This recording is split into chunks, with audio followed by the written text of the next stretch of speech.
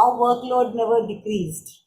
We are on, we are online.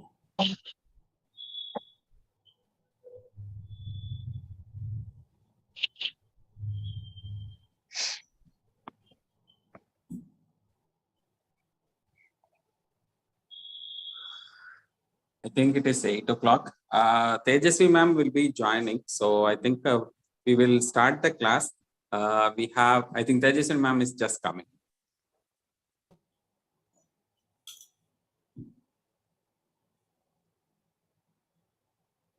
Tejasvi ma'am, good evening ma'am.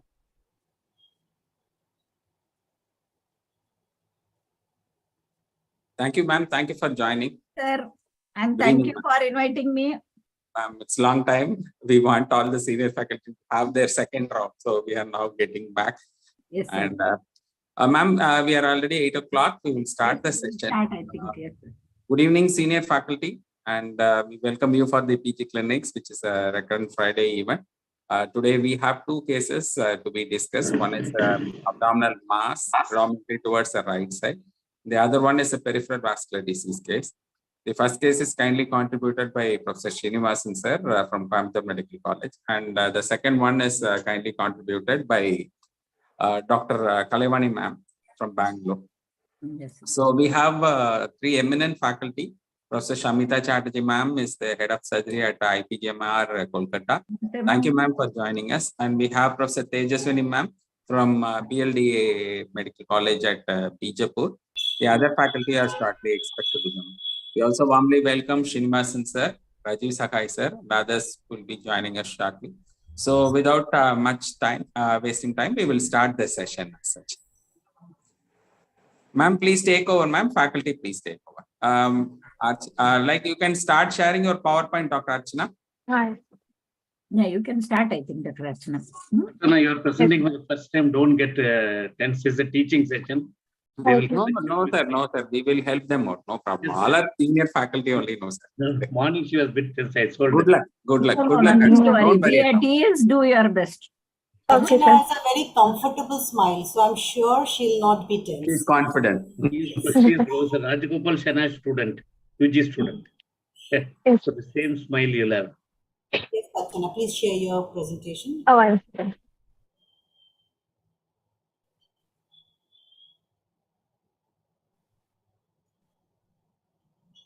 What happened?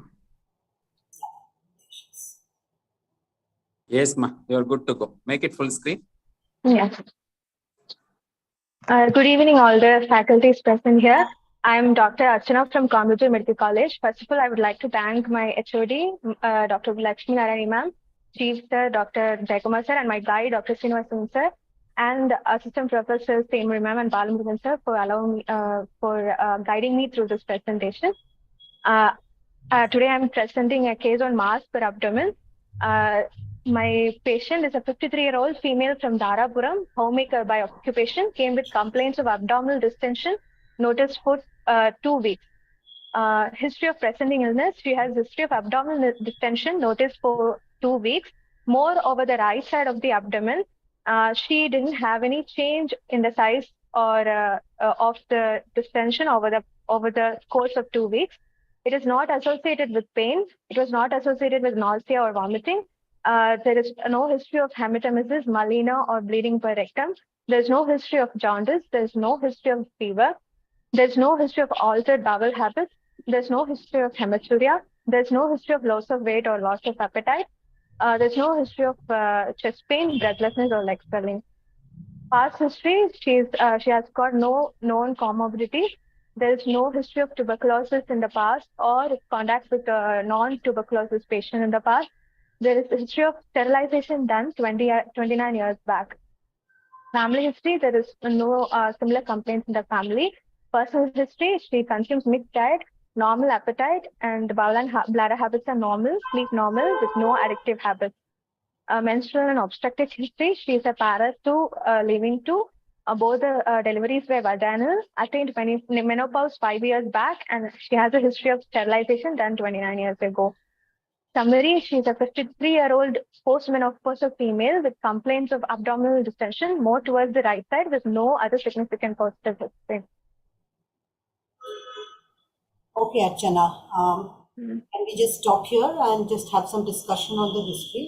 Can you Yes, go back to your first slide, please? History of, yeah, that, go back. Yes, history of present illness. So you said that there is a history of abdominal distension. Did you mean a distension, or is it that the patient noticed a lump that you're referring to? She is talking about a vague distension. She is not specifically telling about a mass or a lump, ma'am. So I would like to refer to it as a fullness. Because Okay, the ma'am. moment you use the word distension, we get the impression that it is a gaseous distension and maybe, features suggestive of obstruction, because that is the next thing I would have asked you. That is the Okay. distension associated. So can we modify it to a fullness on the left side of the abdomen? Okay. Okay. Yeah. So she's got a fullness on the left side or right side of the abdomen with no change in size for the 2 weeks. You have asked whether it is associated with nausea and vomiting. Now, a mass or a fullness in the right iliac fossa, that's what you said. Why? Or you haven't commented on it. I think No, your yes. thinking it was a right iliac fossa mass, so that's what got me biased. But okay, so an abdominal fullness associated with nausea and vomiting. What would you think? She doesn't have nausea, vomiting, but if it was a positive history, what would it lead you to think? Nausea, vomiting could be due to, it's a sign of obstruction, ma'am. Could subacute obstruction. Is it always obstruction? Can you have vomiting because of anything else? Inflammatory. See, basically, Just when don't you get are biased with your case. Just don't get biased with your case. Any Okay. patient who comes with an abdominal complaint and complains of vomiting, what is it that what is the first thought that you have? It could be due to acute gastritis. Could be due to pylori stenosis. Okay, that won't give you a 2 weeks history. You have Yes, a sir. 2 week history, right? Okay, it could be acute gastritis. What else? Cholecystitis or urinary colic. Yes, If why it's not? associated with More pain. common than anything else in our practice. It could be a cholecystitis. So, but again, it is just you said there is no associated Associated pain. So pain. an acute cholecystitis will always be associated with some element of pain. So no pain, only nausea, vomiting. You have to narrow down your search as you go through the history. Only nausea, vomiting. It could be due to GERD, lower esophageal eclasia cardia. Okay, you moved on to say that there's no history of hematemesis, melena, or bleeding per rectum. Now, with this fullness on the abdomen, and when can you expect hematemesis, melena, or bleeding per rectum? When you have a history of hematemesis, what organ pathology are you looking at? Hematemesis will be lower esophagus or stomach, ma'am. Oh, so it could be either lower esophagus or stomach. Fine. Melena could be either of these. So anything before the ligament bleeds. Bleeding per rectum is at the other extreme of. Okay. Yes. So it could be something arising from the colon and the rectum. Okay.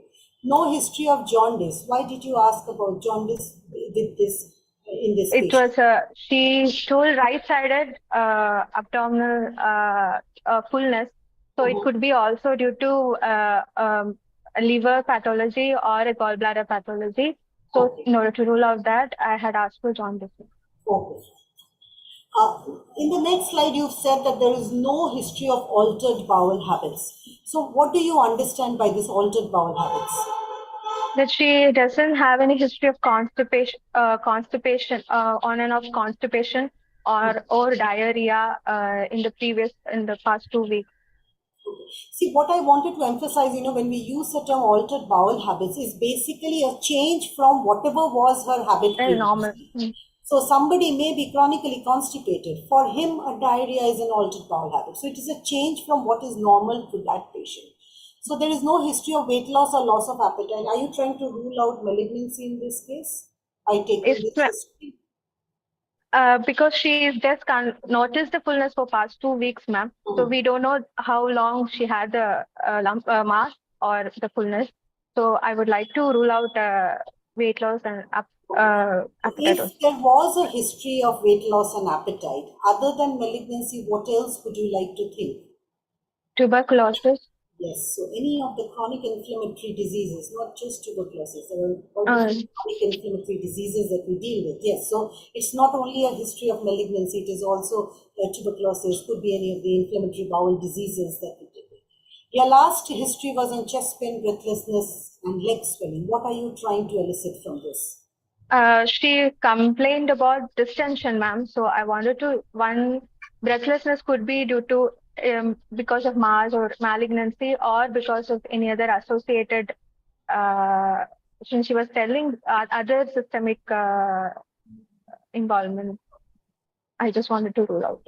No, I She was- think, see, the role of chest pain, breathlessness, and leg swelling, when we start considering an option of possible presence of fluid there, then this question comes. Otherwise, Okay. suddenly fullness of history of 2 weeks, and then we start digging history related to chest pain may not be very much relevant there. Look at Okay. fullness or heaviness, and then associated pedal edema may be relevant there. Okay. If she did have leg swelling, are you referring to pedal edema? So what would you infer from that if she did have leg swelling? And if she did, would you ask any other history? It's again just 2 weeks history that you asked. Yes, ma'am. Like leg swelling, then abdominal mass with leg swelling could be due to compression over the IVC, ma'am. Okay, anything else? mm, So that is usually a unilateral leg swelling. Unilateral leg It's swell. midline mass compressing on both sides. Anything else? Anything else that might contribute to pedal edema? Renal swelling leading to renal failure, bilateral. Then that will not be such a short history. It will be much longer history. Anything else? Anything systemically that you can think about? Any disease leading to hypoproteinemia or malnutrition, which might lead to pedal edema. So, an evidence of hypoproteinemia and evidence of malnutrition. It could Inflammatory be bowel. malnutrition, or it could be some liver pathology which is leading to hypoproteinemia, right? Okay. Ma'am, if you don't have anything else to add, then we'll move to the clinical examination. Ma'am, I just want to ask a few things. Archana, Yes, sir. by distension of abdomen, we mean the whole abdomen is distended. Okay, sir. There may be a disparity in distension, Okay, sir. but distension means the whole abdomen. Okay, There has sir. to be an increase in girth of the whole abdomen. Some Okay, portion sir. may be more than the other, right? Okay. So we will say fullness, like ma'am said, Okay, sir. or a lump, right? Okay. See, because the Right. moment you utter the word distension, mentally we think it's probably going in lines of an obstruction, and that's where the questioning and everything is going to change. So Okay. that's why I thought, fullness will be an appropriate. So shall we move to the clinical No, examination? I've got a few more things. Yeah, Mm. yes. Right. Archana, your patient is a 53-year-old lady with a lump in the right upper quadrant with nausea and vomiting. Now, what do you think can lead to this kind of problem? Just a lump, no other features, with nausea and vomiting. What could be a differential here? Carcinoma stomach obstructing. Carcinoma stomach will give you a very different. Okay. Will give 2 weeks, unlikely, unless it's very aggressive. Gallbladder. Okay, can be a, but there has to be pain if there is a lump of the gallbladder. Yes. Have you thought of hydronephrosis? Yes, sir. Okay, it could happen. Yes, Right. sir. Yes, sir. 2 weeks, there can be hydronephrosis with nausea. Okay, so why do you get nausea and vomiting in a patient with any abdominal symptom, any abdominal pathology? What is this nausea and vomiting related to? The nerve supply. I mean, Any distension of a luminal structure can lead to pain and nausea, vomiting. Nausea. Or The reflex pyloric okay, stenosis. because of pain, and it can be because of compression from outside also. Okay. Right? Yes, sir. Any compression or of any structure from outside that Yes, can sir. lead to painless vomiting. So Yes, what sir. do you think could be? Now let's come down to that. You have a patient who's 53, Yes, elderly sir. patient Yes, sir. with nausea, vomiting, and a lump noticed 2 weeks. Now, what do you think can be the causes? Just this. You don't have anything else. Yes.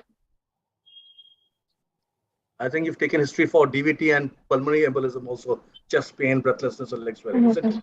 Yes, sir. Okay. Okay. So, what do you think? One, I said hydronephrosis. What else could be? Anything which is causing compression from outside?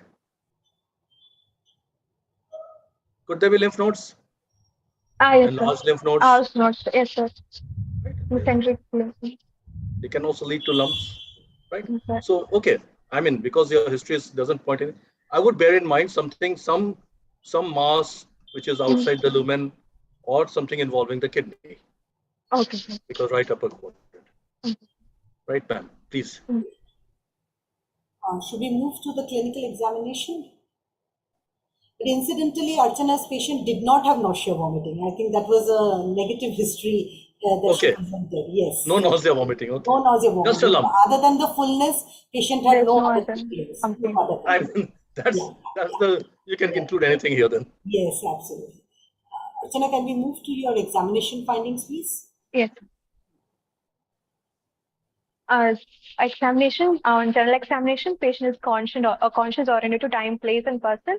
She's moderately built and nourished, hydration fair. She doesn't have pallor, express or clubbing or cyanosis or generalized lymphadenopathy or bilateral pedal edema.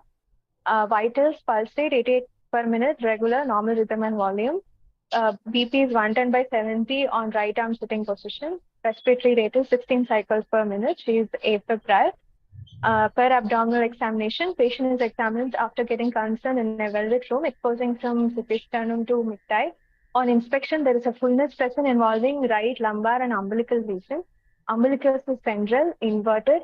Corresponding chondrules move equally with respiration. There are no dilated veins over the abdomen. There is no visible pulsations or peristalsis over the abdomen. External genitalia appears normal. Hernial orifices appears free. There is no fullness seen in left supraclavicular fossa. On palpation, there is no warmth or tenderness present over the abdomen. There is a mass of around 10 to 8 centimeter present involving the right lumbar and the umbilical region. The margins were well defined. Superiorly, it is about 5 centimeter from the right costal margin at the midclavicular line. Inferiorly, about 13 centimeter from the right costal margin from the midclavicular line.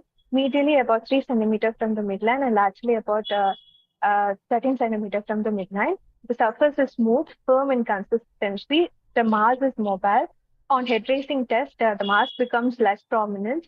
There is no hepatomegaly or splenomegaly. There is no palpable supraclavicular node. On percussion, there is dullness present over the mass. There is no free fluid in the abdomen.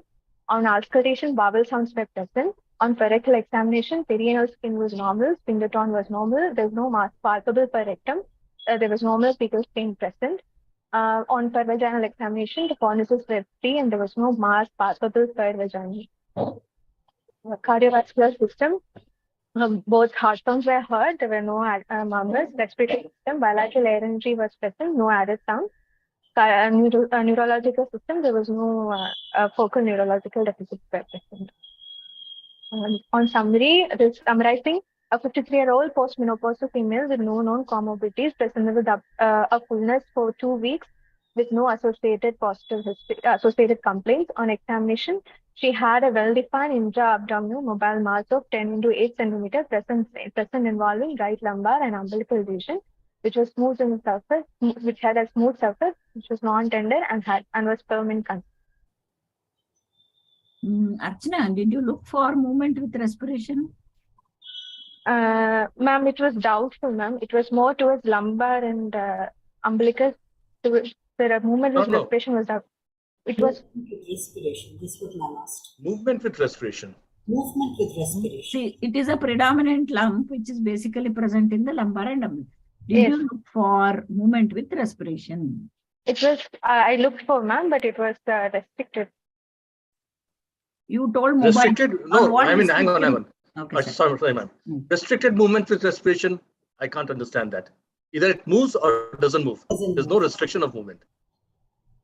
Does it move with respiration? Does it move up and down with respiration? It's a 10 centimeter lump, it's quite a large lump. No. Sir, one more thing. Can we talk of independent mobility within an abdominal? Yes. Within the abdominal cavity, a lump? Can you move the lump side to side, Yes, sir. It was mobile side to side. up and down? Yes, sir. So you were able to move it? Yes, sir. It was well defined, able to move, sir. Okay. Archana, sorry. Archana, my feeling is a patient will report to us to a doctor if he sees blood immediately. Yes. If they have pain, they go and take some medication. If it doesn't get resolved, they go to see a doctor. But just for a lump, patients usually don't turn up to a doctor until it's affecting their lifestyle. So what did she complain to you about? No, she had only had complaints of distension, sir. No, I mean, she had told fullness only, sir. She wanted to get it checked, and then she came and Was she seen incidentally. elsewhere? Was she seen elsewhere? No, incidentally on palpation we found a mass and then we evaluated. So you found a look, because I mean, no, your history is foxing me. That's such a lump with no symptoms. Why did the patient report to you? Was this the patient seen elsewhere before? Did you find out whether she was seen else? Because you're saying you found the lump incidentally. No, sir. Patient had complained of fullness, sir. She wanted to get evaluated. She had some discomfort and fullness. How educated is she?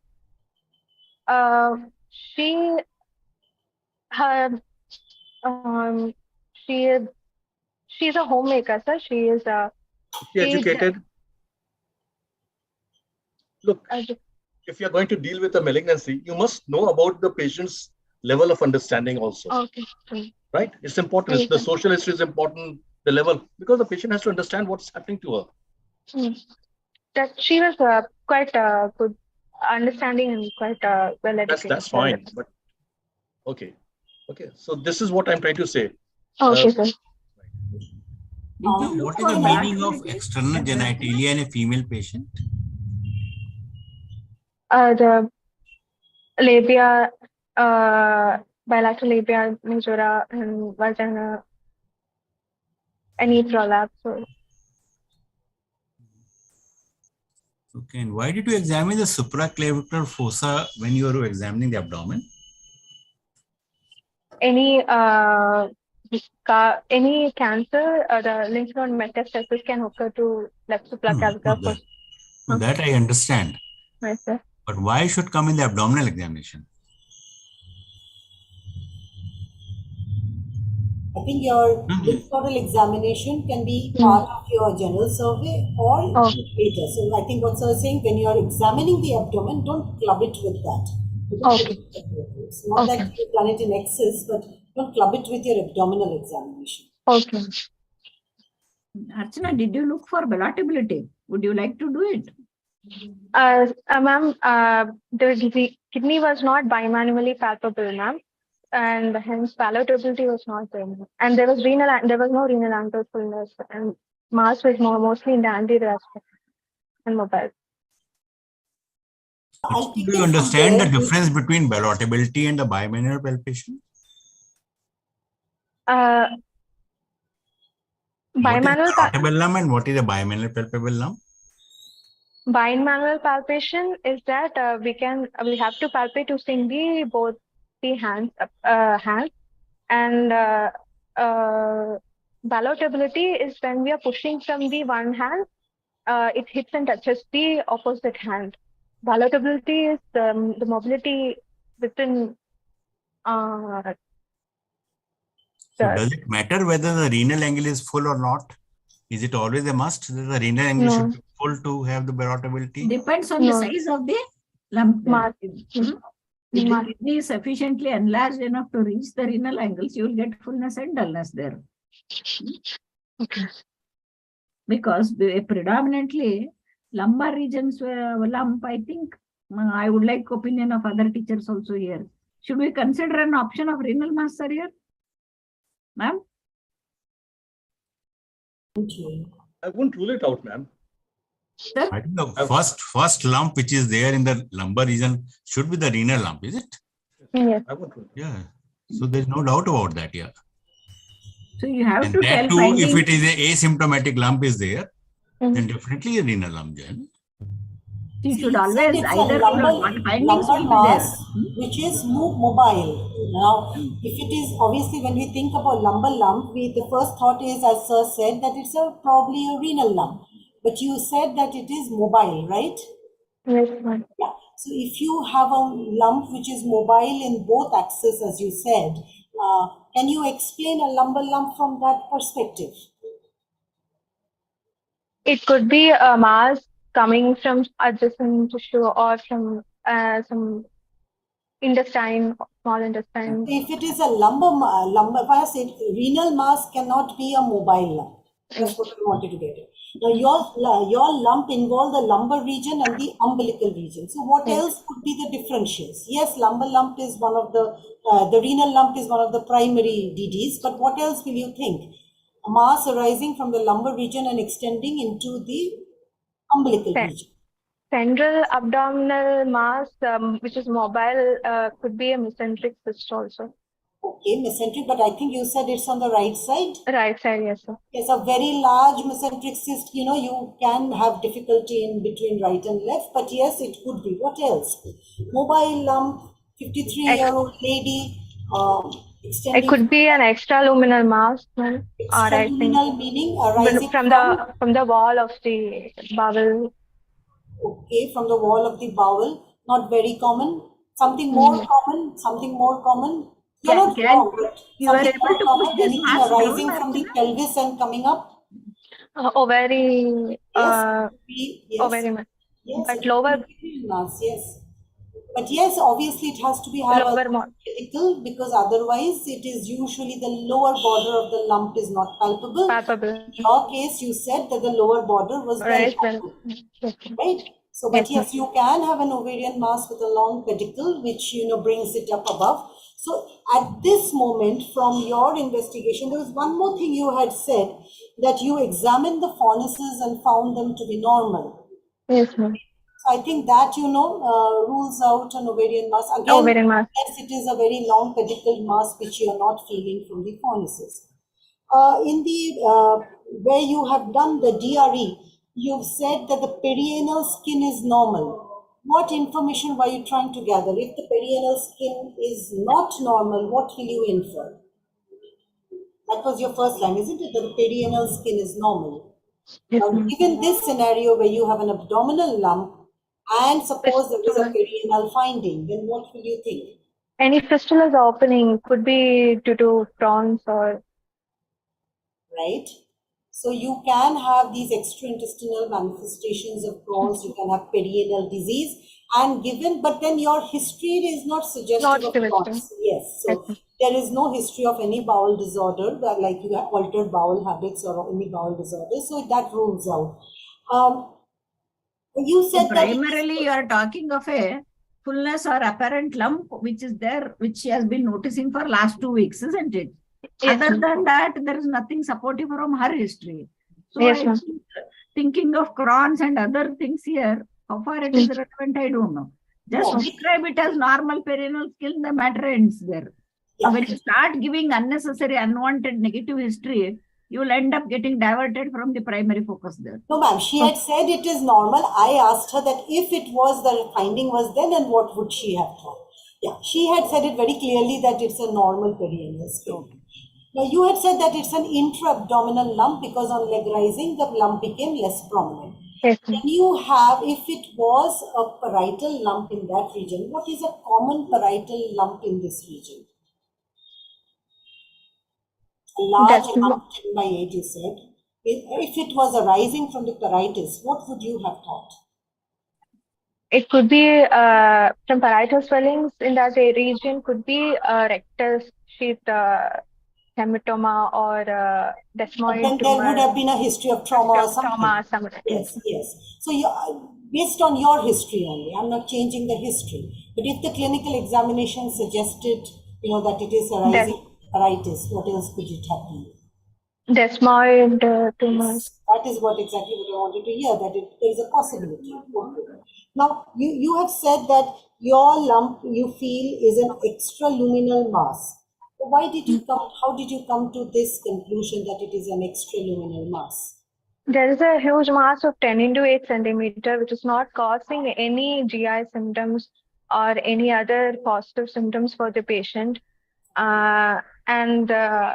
So it is not, so that's why I thought it was coming from the wall of maybe a wall of the bowel, the surrounding area. Extraluminal mass arising from? I meant it is not inside, it could be a mass arising from the wall of the bowel column, small bowel. So you think that it could be arising from the small bowel because of its mobility? At the same time, because it is not causing any obstructive symptoms, that probably it is an extraluminal mass. Extraluminal mass, can it be anything arising from the retroperitoneum? Yes, ma'am, but it is not the mass is intra-abdominal and mobile. So it is very difficult, to intra-abdominal and retroperitoneum sometimes to be clinically evaluated. But given the point that you said it's a mobile mass, and I don't think I would go in terms of thinking it to be arising from the retroperitoneum. Usually they are fixed masses, or retroperitoneal masses are fixed masses. Archana, why are you thinking of the extra? You said the extraluminal mass. Why you are thinking about that? Do not go based on your investigations and the treatment and all those things. Just keep on the history and the examination what you have found. Why you will think about the extraluminal mass here? I say it's asymptomatic mass which is there. Okay. So is it a omental cyst? Is it a hydronephrosis? Is it a mesenteric cyst? It could be a mesenteric. Is it a hydrated cyst? All those are the asymptomatic. Rather than thinking of the extraluminal mass here, which probably has come out, after that is why you are keeping this possibility. But otherwise, you will not keep that possibility. Okay, the possibility in this patient now, which is asymptomatic lump, is some type of like a swelling, which is there. Hydronephrosis, omental cyst, mesenteric cyst, right? Walking panarminga, no restriction on anything. Kanagavel sir, mute yourself. Kanagavel sir. Right. Kanagavel. Can you go to your diagnosis now? Since the mass is firm in consistency and large, without causing any mobile and not causing any significant GI symptoms, I had considered it to be an extraluminal mass, probably arising from small bowel. That is the problem, Okay, when you have seen the investigation and the treatment of this patient, and then you are keeping this possibility, which I will never keep. I'm not sure about the other examiners, but I will never keep this possibility in this patient.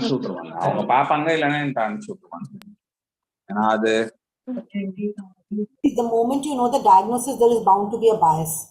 So let's take it neutrally. Let's assume that we don't know what has happened to this patient subsequently. Let's tackle the case in that manner. So we have an abdominal lump which is mobile, which has been largely asymptomatic except for the fullness. And because of the mobility, we are thinking that probably it is some pedunculated lesion. Since it is not causing any obstructive or obstructive symptoms, we feel that it is not from the bowel. And you have put this related it to that only, that it is probably arising from the small bowel, that is why it is mobile. And you said it is extraluminal because it does not cause any obstructive symptoms or any other symptoms like melena or bleeding fever. So from now on, how would you like to move? Because at this moment, after the history and the clinical examination, we are not in a very clear space, as to what could be the diagnosis. So what would be your differentials at this moment? 1, 2, 3. One is mesenteric cyst, but the another one Just put the other differentials. Okay, one is a mesenteric cyst. Number cyst. 2.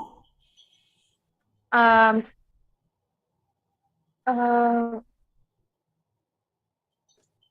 in You have something in your mind. You said that one. You said extraluminal mass in the small bowel, or it could be. mesenteric cyst. You said it's freely mobile. Mobile, can it be from any other organ? I think we touched upon that sometime back. Gallbladder. No, this is not gallbladder. You said an extraluminal mass. Is Yes, sir. gallbladder an extraluminal mass? No. Then what is extraluminal mass? You think. You come out with your diagnosis. That's what madam is asking. It's not a mesenteric cyst because it's on the right side. Okay.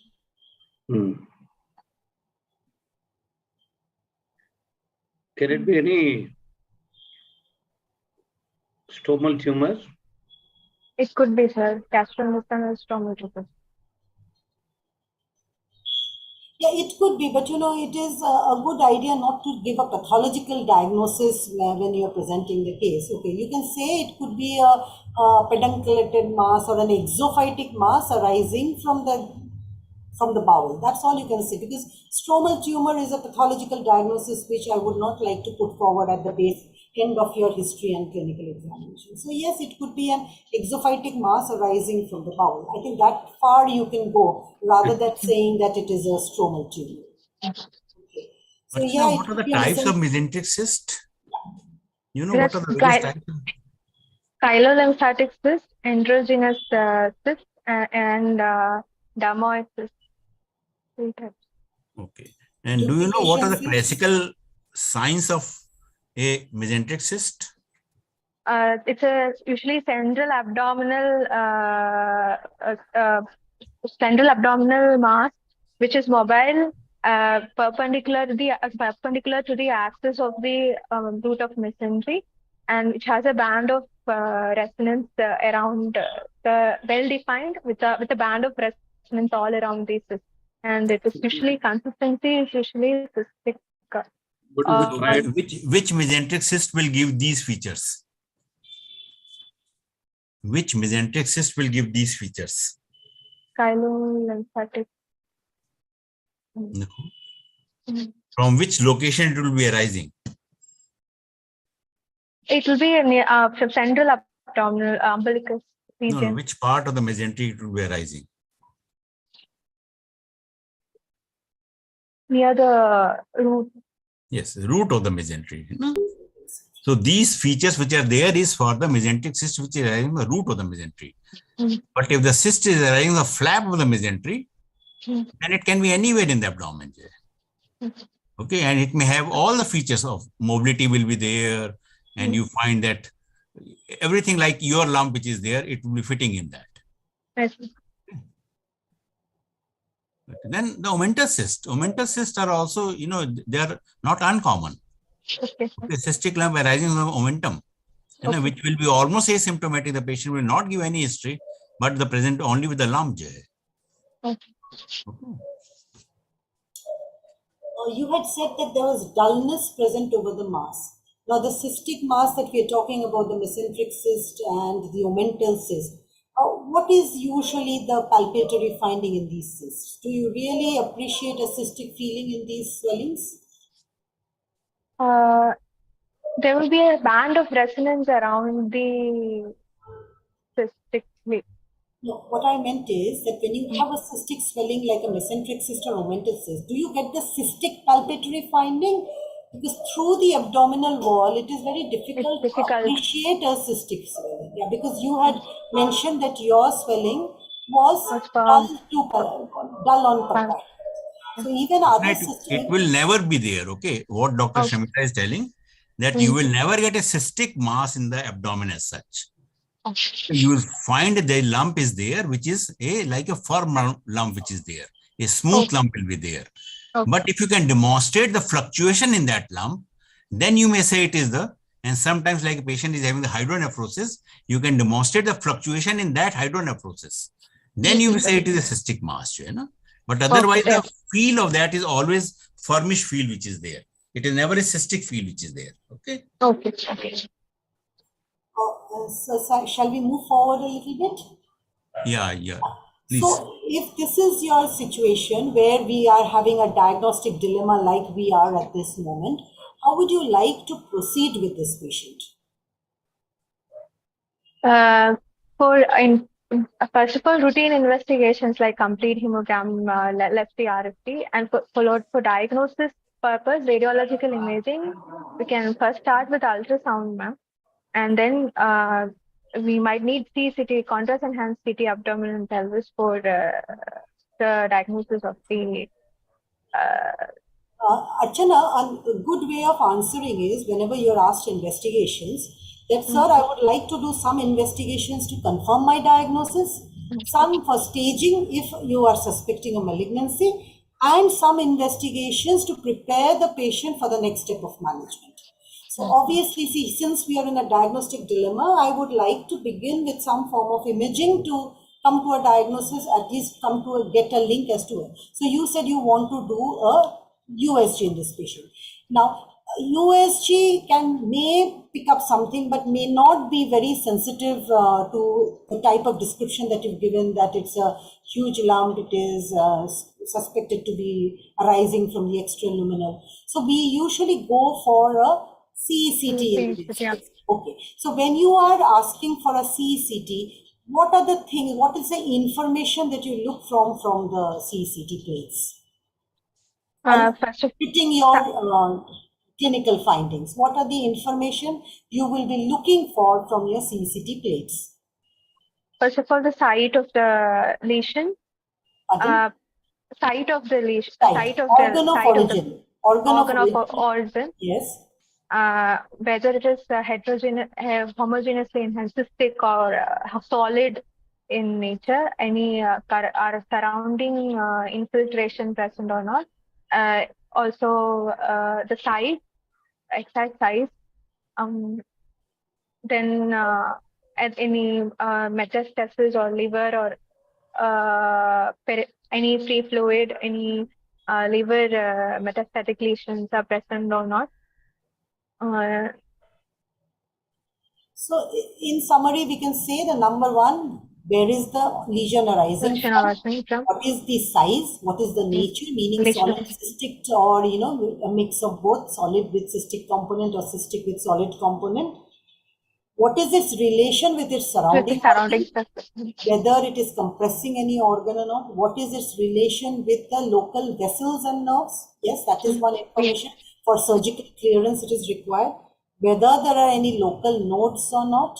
Whether there is any evidence of distal metastasis, meaning liver, be it peritoneal, segmental caking, ascites, any of them. Okay. So now you have done this, and it has said that it is, let's say that you have done the CT scan, and the CT scan says that it is a mass arising from, possibly from the small gut. It is partly cystic, partly solid. It is not compressing on any vessels or nerves. There are some small local lymph nodes, but they don't seem very significant. And there is a solitary lesion in the liver. So this is the CT finding, no evidence of any ascites. What will your thought be? So yes, mass?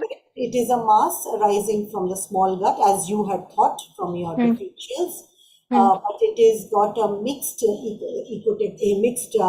density, with some solid components, some are not. And it is not compressing on the bowel. It is got a pedicle, so it is slightly mobile. There is no evidence of any ascites. Few local lymph nodes are there, but they don't look pathological, and there is a single nodule in the liver. No ascites. So what will your next step be?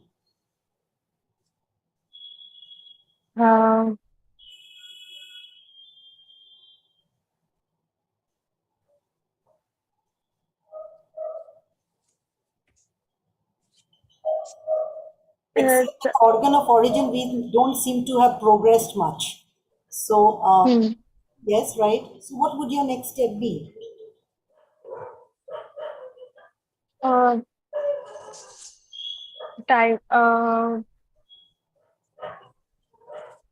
Would you be interested in any sort of tissue diagnosis or any markers or anything of that sort? We can do since it's mobile, if it's feasible, we can do a CT guided biopsy. What can be the problems in this? Because I said that it was a heterogeneous mass. It's a heterogeneous mass with solid and cystic components, right? There is high chance of tumor rupture and dissemination into the peritoneal cavity. Okay. But if it was a purely solid, would you have been comfortable doing a CT guided FNA? I think if it's a purely solid lesion with resectable margins, we have to go for surgical resection and biopsy. You're not interested in a pre-op biopsy. That's what you're saying, pre-op tissue diagnosis. Yes, I think so. Okay. Now, since we think that it is arising from the small bowel, had it not been the small bowel but the large intestine, would you have done any other investigation? I would have done colonoscopy and then tumor markers, carcinoma, colorectal cancer. To rule out colorectal cancer, colonoscopy you have to do. Yeah, the colonoscopy, yeah, that is the problem with the small bowel. You know, it is difficult to do any scopy in the small bowel. There are some options like an enteroclysis and all that, but definitely something in the colon, you would have done a colonoscopy. And if there was anything in the lumen, you would have taken a biopsy. Right. What markers were you? Sorry, ma'am. Dr. Archana, have you given a thought to laparoscopy, diagnostic laparoscopy? Yes, sir. It could be done, sir. If you're not getting anything in your CT or your MR, I think a diagnostic laparoscopy is quite helpful. Yes. Right. So now, what are the various ways to see for the small bowel? One is capsule endoscopy. Yes. Enteroscopy. Yes. What are the types of enteroscopy you can do for the small bowel?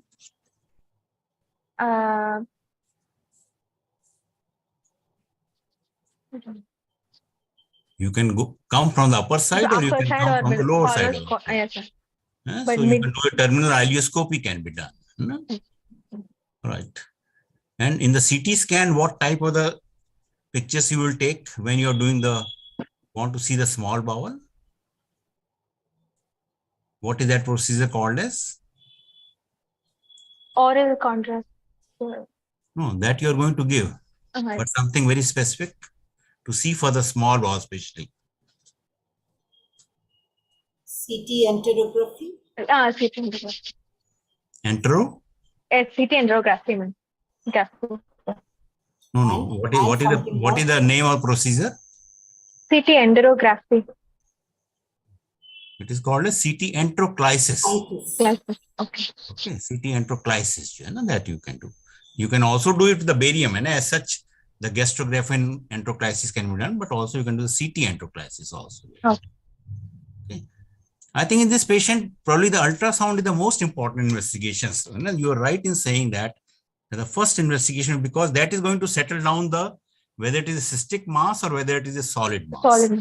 And what is the location of this, from which structure it is rising. Okay, it can rule out the kidney, whether it is arising from the kidney or not. We can rule out whether it is arising from the liver or not, or the gallbladder or not. So you can rule out so many things.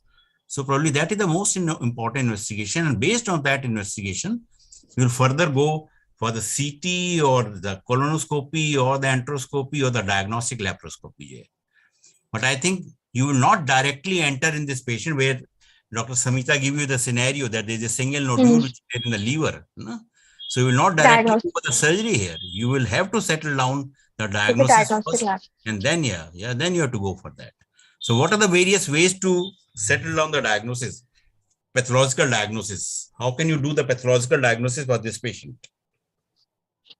One is guided biopsy, sir. Yes. Other is maybe laparoscopy and biopsy. Yes.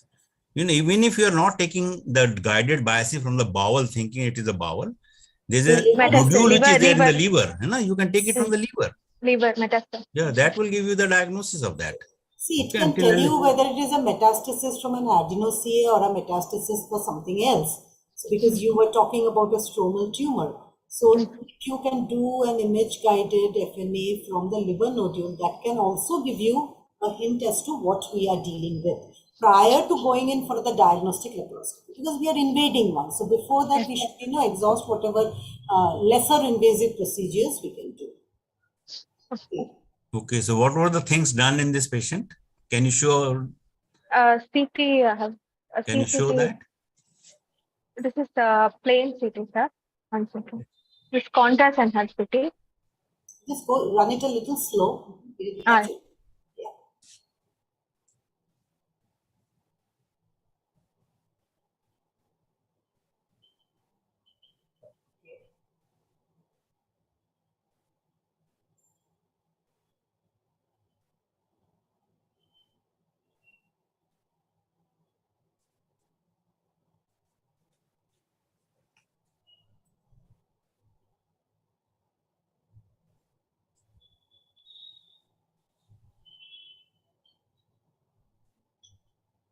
So what does it say?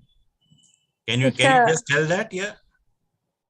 There's a contrast enhanced CT of abdomen showing heterogeneously enhancing mass present in the right lumbar region.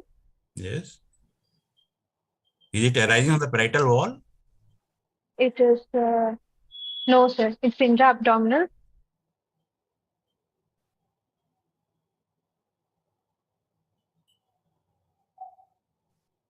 It seems to be arising from the stomach. Yes, it's coming from the stomach. Okay. See, till now we hadn't thought of doing an upper GI endoscopy till now. But if this is the CT, would you like to do an upper GI endoscopy, because we were stuck with the challenge of getting a tissue diagnosis? An upper GI endoscopy will help you. Ma'am, but if the tumor is mostly extraluminal, if there is an intraluminal extension, we can take a biopsy if you're doing a UGI. So it's such a large extraluminal tumor. What is the possible pathology? What is the possible pathology? It could be gastrointestinal stromal tumor. One. Unlikely for an adenoceae to be such a large tumor. But I would have thought that such a large tumor would have caused some compressive symptoms, though your patient did not have any. Now, if you are suspecting in terms of a gastrointestinal stromal tumor and you do an endoscopy, what might be the intraluminal finding in endoscopy? Do you expect intraluminal mucosal disease here? No, ma'am. It's usually submucosal or extraluminal. It is usually submucosal disease. But do you get any telltale signs on the mucosal surface which might make you think that probably this is a GIST?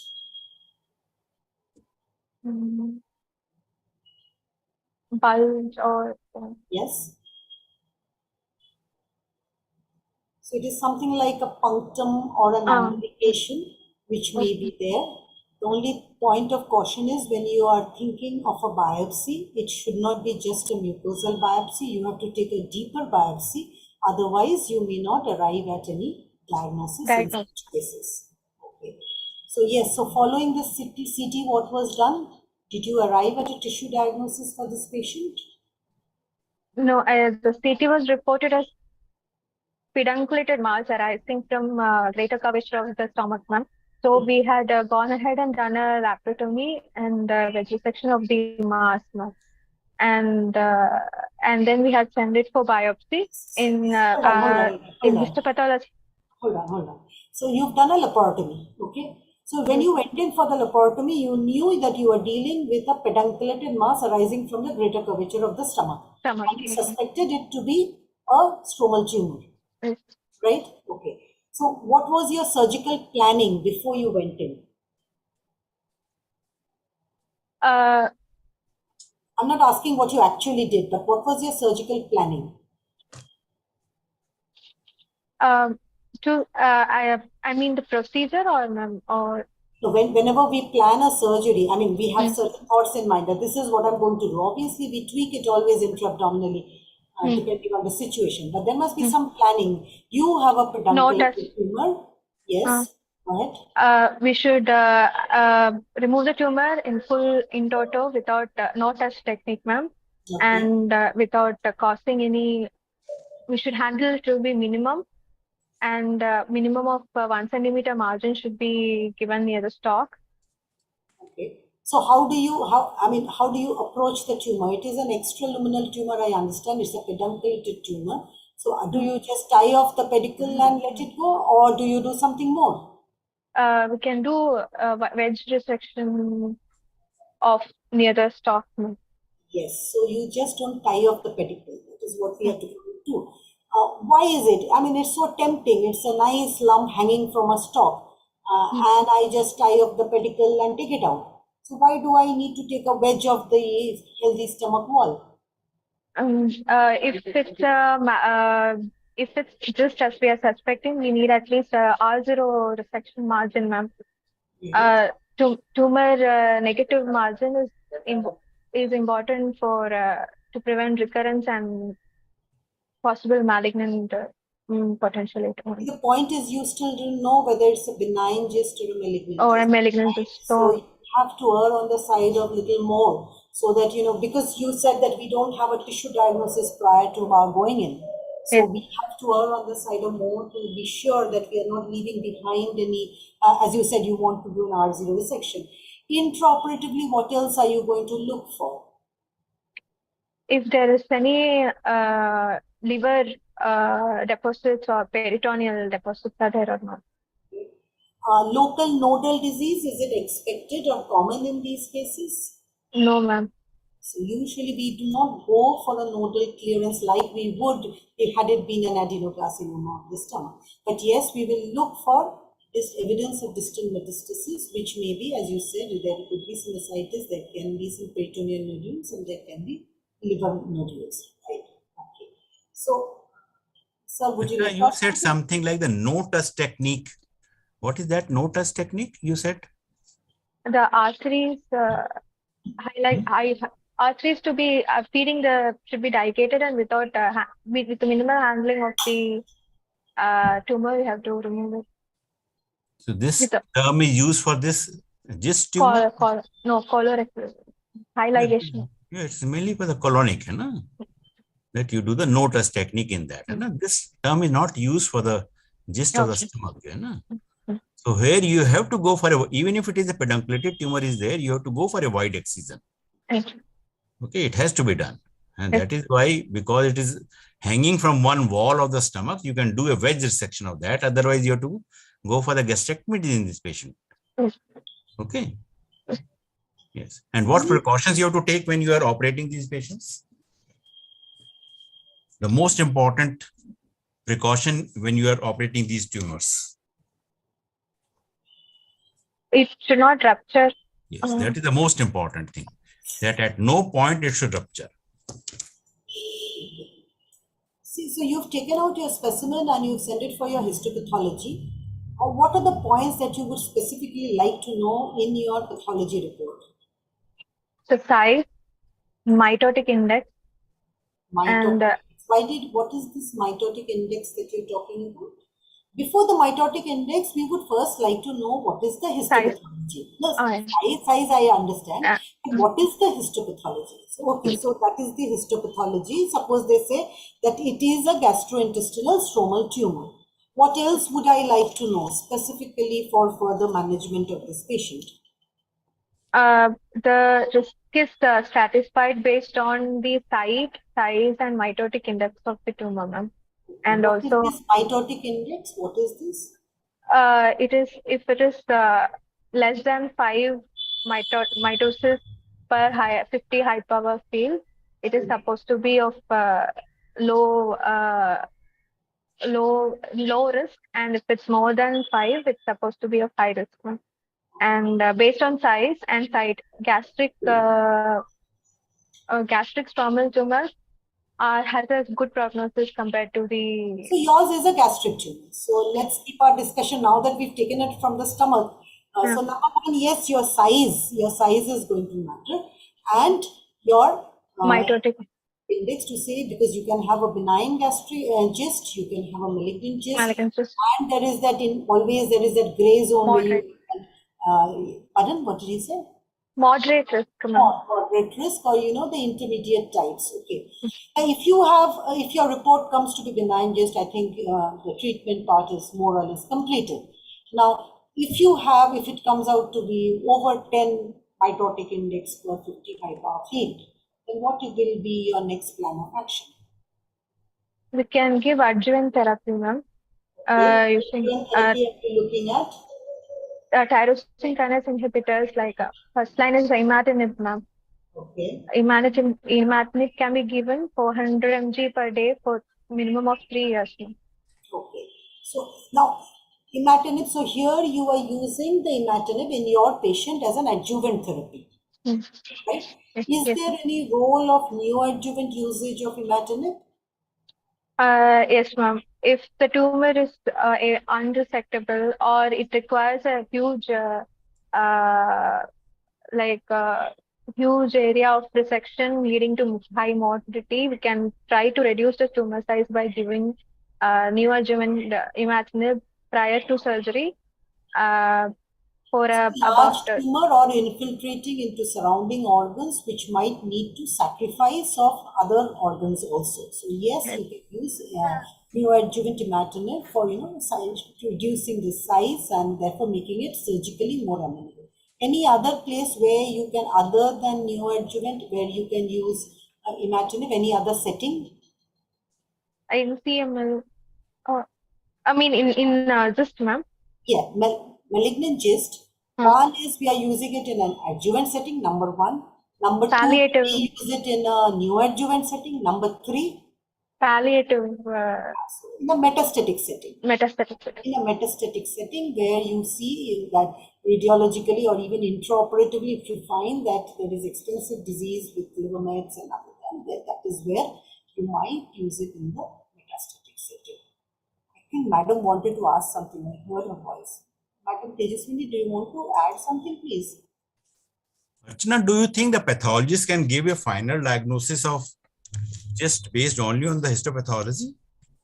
No, sir. Immunohistochemistry can also should be done. No, it has to be done. Okay, it has to be done.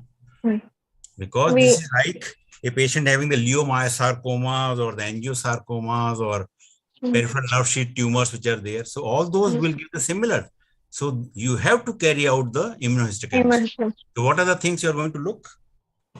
Basic kit CD117 positive or not, or so DOG. are they all just are CD117 positive? No, there are CD117 negative just yes, which could be positive for PDGFRA receptors or DOG1. Yes, dog receptors. Yeah. Dog. Yeah, right. So just out of curiosity, Archana, knowing the CT report, do you think the endoscopic ultrasound would have helped us in planning the procedure? Since it's extra luminal, prior to CT or post CT, because you are suspecting it is from the bowel, isn't it? Yes. It's a pedunculated mass, ma'am. So EUS might not give the depth for an EOS is less, so it might not give the complete picture of the tumor. That is helpful when there are telltale signs in the upper GI. We are able to identify compression and the puckering and other things. It definitely helps us to plan the extent of the gastric resections if required, or are we able to bring it out easily without much loss of the gastric tissue there. Okay. Are you going to keep this patient in the imatinib or not after the resection? Imatinib has to be given for 3 years. What are the indications of giving the imatinib in this patient? In this patient, the size is more than 10 centimeters. Yes. So it's a moderately. Size is the most important, yes. Right.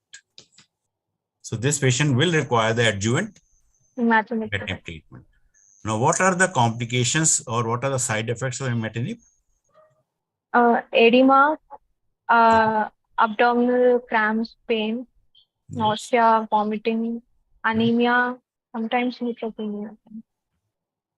Yeah, it can cause the pancytopenia. Cause the pancytopenia. So if the patient is not Can we go for the getting, second case? We are already 1 hour through. yeah, we can go to the second case now. Yeah. Okay, Archana, you did well. Thank you. Sorry, Thank sir, I think, Thank you, madam. yeah, Thank you did well. Good. Thank This Thanks, is the Archana. The only suggestion is don't have the bias of the diagnosis in your mind when you are presenting the case, because you try to take your story that way. So don't have the bias of the diagnosis. Just keep it very open so that the discussion can flow in any direction. Okay. Thank you so Archana, much. you can show the operative pictures. You have the operative pictures also. You can just show them. Just show those operative pictures. Yeah. This was the mass arising from the greater curvature. Greater curvature, there's a small pedicle. And after, if you lift it up, from the omentum also, there is a feeding vessel arising from the omentum. And we had done a resection, and histopathology came as just mixed type. Mitotic index less than 5 per 50 hypertrophy, size is more than 10 centimeter, gastric. So more risk assessment is around 10%. So I think the dilemma comes in here because you have a size which is over 10 centimeter, but a mitotic index which is less than 5, isn't it? Yes. Yeah. So for more than 10 size, I would start imatinib. But again, less than 5 mitotic index. So these are the gray zones which come in, which you have to discuss with your Tumor board. tumor board and the oncology colleagues and then come to a decision. And usually they like to err on the size of more and start the patient up. So was your patient started on imatinib? No, IUC report came just yesterday, ma'am. So I have called her for imatinib. I mean, Yes. tumor board. It should be discussed in the tumor board for the line of management. CD117 is negative here, isn't it? Yes. But dog is positive. Yeah. Dog is Yes, sir. positive, yes. Right. Okay. I think this patient should be given the imatinib. Yes. Okay, we thank can. you, Archana. Should we move to the next candidate? Madam Archana, you want to ask any questions to the faculty? Any doubt? Archana, do you have any doubts to be cleared? No. No. So thank you, Archana, for your presentation. Sadiq, you can unshare Archana. You unshare your screen. Sadiq, you are ready? Yes, sir. I'm ready, sir. Sadiq, Archana, unshare your screen. Yes, sir.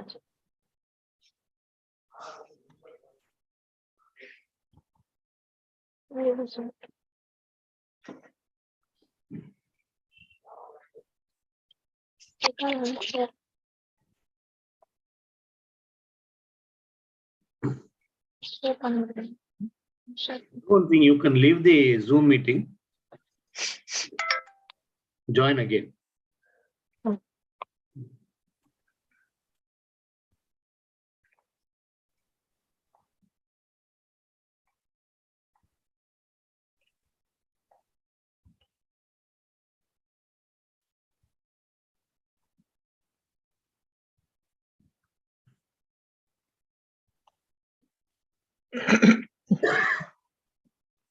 You can unshare, ma.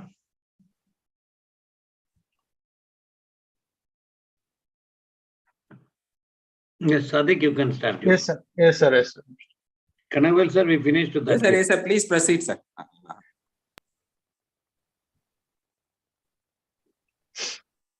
Introduce Now yourself. open the PowerPoint, ma. Yes, sir. Good evening, Yes, good to respected go. teachers and my dear colleagues. I'm Dr. Sadiq. I'm doing this case presentation under the guidance of Dr. Kalaivani ma'am. I'm thankful for my HOD, Dr. Shashikala ma'am, and my unit chief, Dr. Ramesh Tambat sir. Coming to the my case presentation, a patient by name Hanumanta Rayappa, who Can you was make it full screen, please, Sadiq? sorry, ma'am. Can you just make it full screen? The presentation, can you make it full screen? 1 minute. Can you see it, ma'am? Yeah, we can see it, but it's in the viewing. Anyway, I think we'll proceed. 1 minute.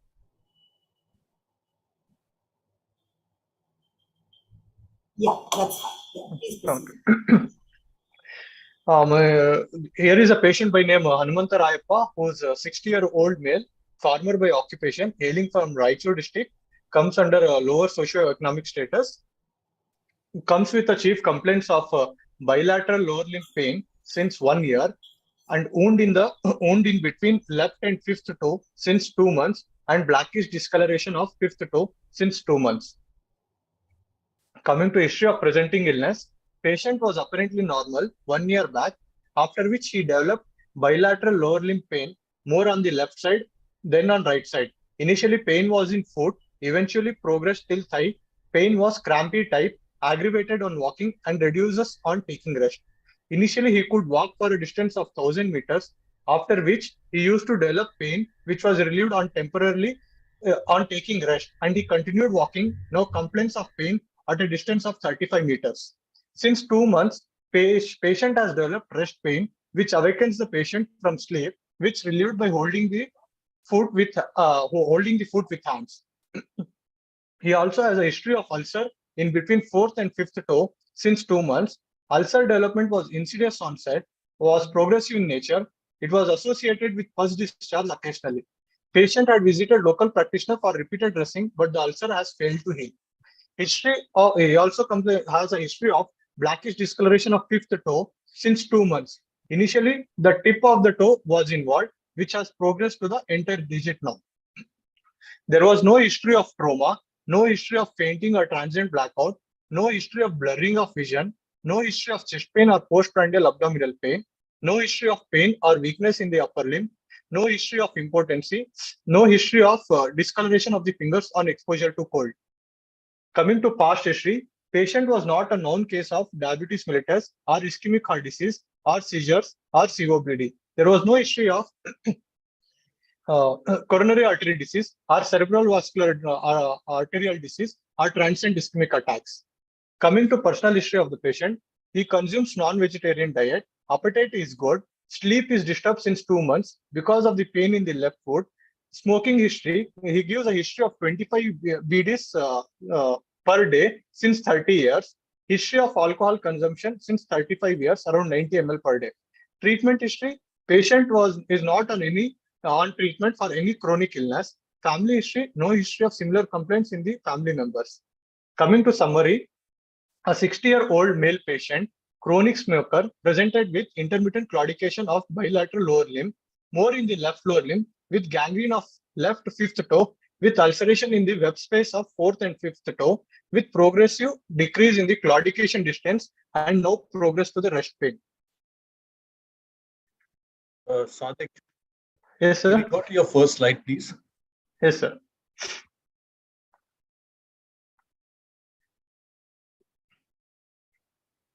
One minute, sir. First slide.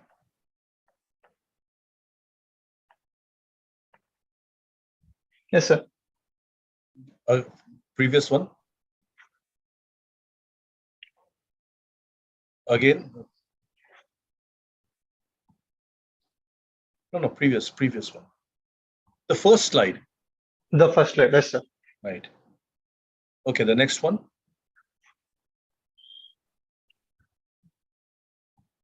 Okay, what is the difference between wound and an ulcer? Why do you call it a wound? What is a wound? Sir, How is wound traditionally defined as? How do you define wound? Because you've written wound, right? Yes, sir. You chose the word wound instead of an ulcer. So I want to know what's the difference between the two. Ulcer is a break in the lining epithelium, sir. That's the definition. Okay, that's fine. What about a wound? Wound is also a break in lining, but there's a difference. Would you call this a wound or an ulcer? Sir, ulcer. Okay, wound is generally traumatic or surgical wound, right? Okay. An ulcer is because of breakdown of for anything, and which is generally related to chronicity. Okay. So a wound, they won't call this a wound, right? Okay, sir. Right. Next slide, please.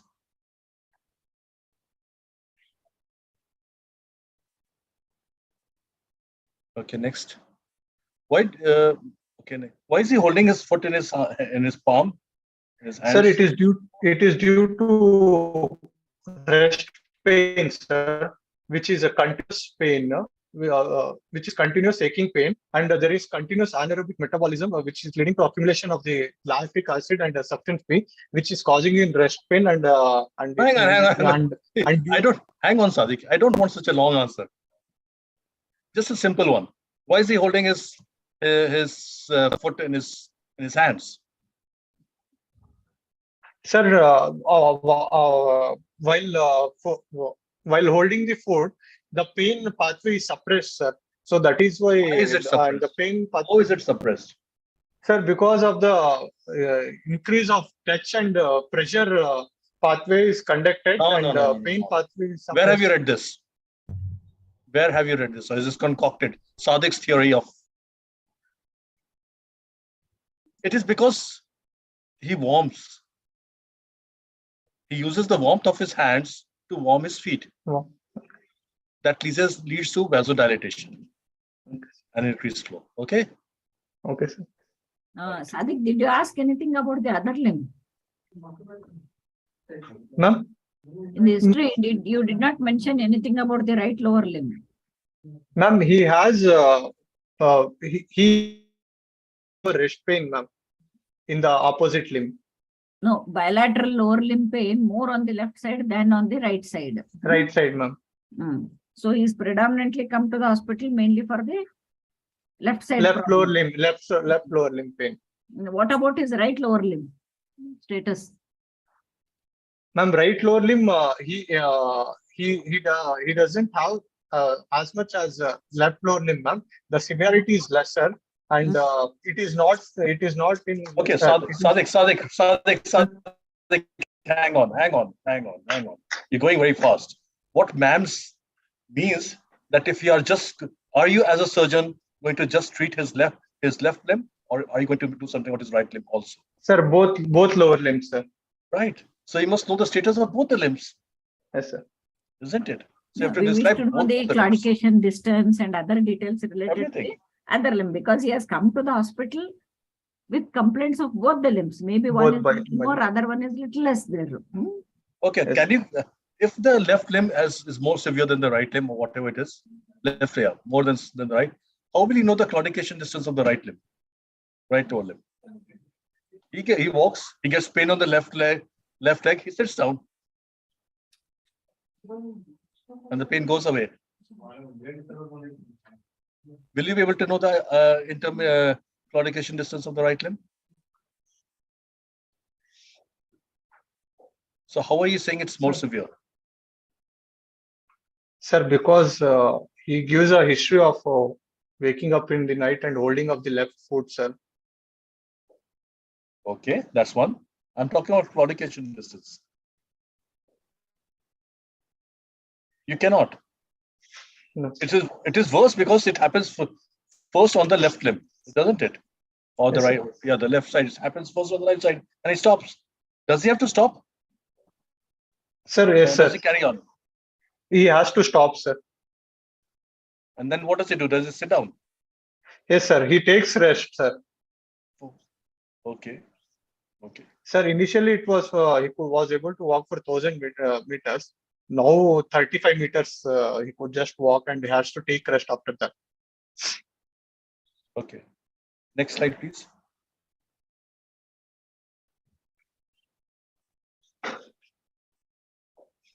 So the right limb doesn't have any ulcers. No, sir. No, sir. Okay. Next slide, please. Trauma, fainting, TIA. Okay. Next slide. Okay. So what's the provisional diagnosis now? Sir, provisional diagnosis, as he is a chronic smoker and it is a chronic disease, I believe the diagnosis would be due to atherosclerotic changes involving the greater vessels, sir. No, hang on, Sadiq. Why did you start off with chronic smoking and then switch it to atherosclerosis? If you give more old age importance to smoking, right? Yeah, my contention is that if you give importance to smoking, we will think of Burgess, right? Burgess disease, so he just yes, says atherosclerosis because he's got risk factors. What are the risk factors for atherosclerosis? Sir, risk factors for atherosclerosis is one is smoking, hyperlipidemia, hypercholesterolemia, then non-diabetics, then increase hypertension and non-diabetics.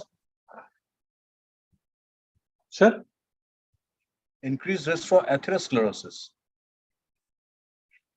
Diabetics, of course. Why non-diabetics? Yes, diabetes. Non-case of diabetes, sir. Non-case of diabetes. Okay. Right. And smoking. And smoking, sir. So you think it's atherosclerosis? Yes, sir. Did you describe where the pain was? What was the site of predominant site of pain? Sir, pain was predominantly in the midfoot and digits, sir. You've not mentioned it in your history, have you? No, sir, I haven't mentioned that in history. Is it important to know this? So it's the distal limb, isn't it? Yes, sir, it's the distal limb, sir. Right. So why did said that it is pain was initially in the foot but has now progressed onto the thigh? That is what was written on your history. Ma'am, it is as it is a progressive disease, atherosclerosis. Initially the lower limb vessels would have been involved, ma'am, in the atherosclerotic changes. That is anterior tibial and posterior tibial. Then it hang on, Sadiq, you give explanations in pages. Which are the common sites for atherosclerosis now? You tell me. Sir, superficial femoral artery is the. I'm asking in the whole body, not only in the limb. Which are the common sites of atherosclerosis? Sir, it includes mainly large vessels, sir, like aorta. Where in the aorta? Where in the aorta? Distal abdominal Where aorta. In the aorta? Why distal abdominal aorta?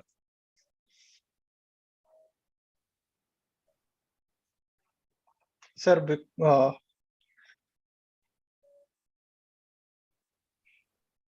look, wherever the flow is disturbed, where the blood, there is turbulence, there is disturbed flow, this thing is going to happen, isn't it? Because of bifurcation of aorta, right? Yes, where the tributaries are rising. These are the points. Yes, sir. Okay. Ma'am, please. Yeah, please go ahead. Okay. Next slide. So why did you ask about the importance in this patient? He's a 65 years male. Sir, there is something called as a Leriche syndrome, which is Sadiq, sir asked in a 65-year-old male, why did you ask for importance? Simple answer. Sir, I was trying to rule out the aortoiliac obstruction, sir. No, Site of you think obstruction. you think he will give a correct history for importance, a 65-year-old man? He may, right? You're right. So you're right. So you say yes, he could be potent, and then that's why I'm asking for it. Why do you hesitate? Ask. Yeah, no reason not to ask. Yes. So you stick to your point. Okay, sir. Why abdominal pain?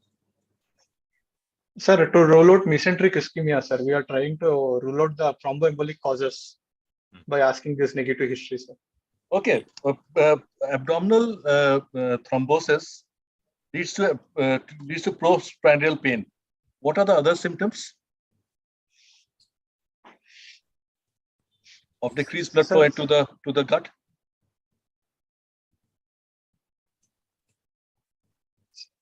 Vomiting, postprandial abdominal pain. Vomiting is not too prominent. Diarrhea, sir. Yes, there can be loose motions. Loose motion diarrhea. There can be melena. Melena, sir. The mucosa will be shed, so there can be. So these are. So if you're asking for just postprandial pain for to rule out mesenteric ischemia, you have to ask for other symptoms also. Okay, sir. Sir, please. Professor Khanna, sir. Go on the examination now. Yeah, go on the examination. Coming to general examination, patient is examined after obtaining consent in a well-lit room after adequate exposure. Attitude of the patient, sitting position with legs hanging by the side of the bed.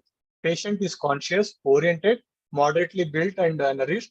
There was no pallor, icterus, cyanosis, clubbing and lymphadenopathy. Coming to vitals of the patient, pulse rate was 80 beats per minute, which was regular, good volume measured in left radial artery. BP was 140 by 82 millimeter of mercury, measured in the left upper limb. Respiratory rate was 14 cycles per minute. Saturation was 97% at room air. The height of the patient was 172 centimeters and the weight was 72 kgs. The BMI was 24.3. Coming to local examination, inspection of the left lower limb. Skin appears blackish discoloration noted over the dorsum and plantar aspect of the foot. Ulcer is present between the web space of 4th and 5th toe, extending to plantar aspect of foot at the base of 5th toe. And gangrene of 5th toe, which was dry and shriveled appearance was seen. Line of demarcation at the base of the 5th toe was present. Muscle wasting was noted in the left calf. A solitary ulcer of 2 into 1 centimeter involving the web space of 4th and 5th toe with necrotic patches. Ulcer extends to plantar aspect of base of 5th toe. It had punched out edges, irregular shape. Floor of ulcer was filled with slough with foul smelling and pus discharge. So this was the picture, sir.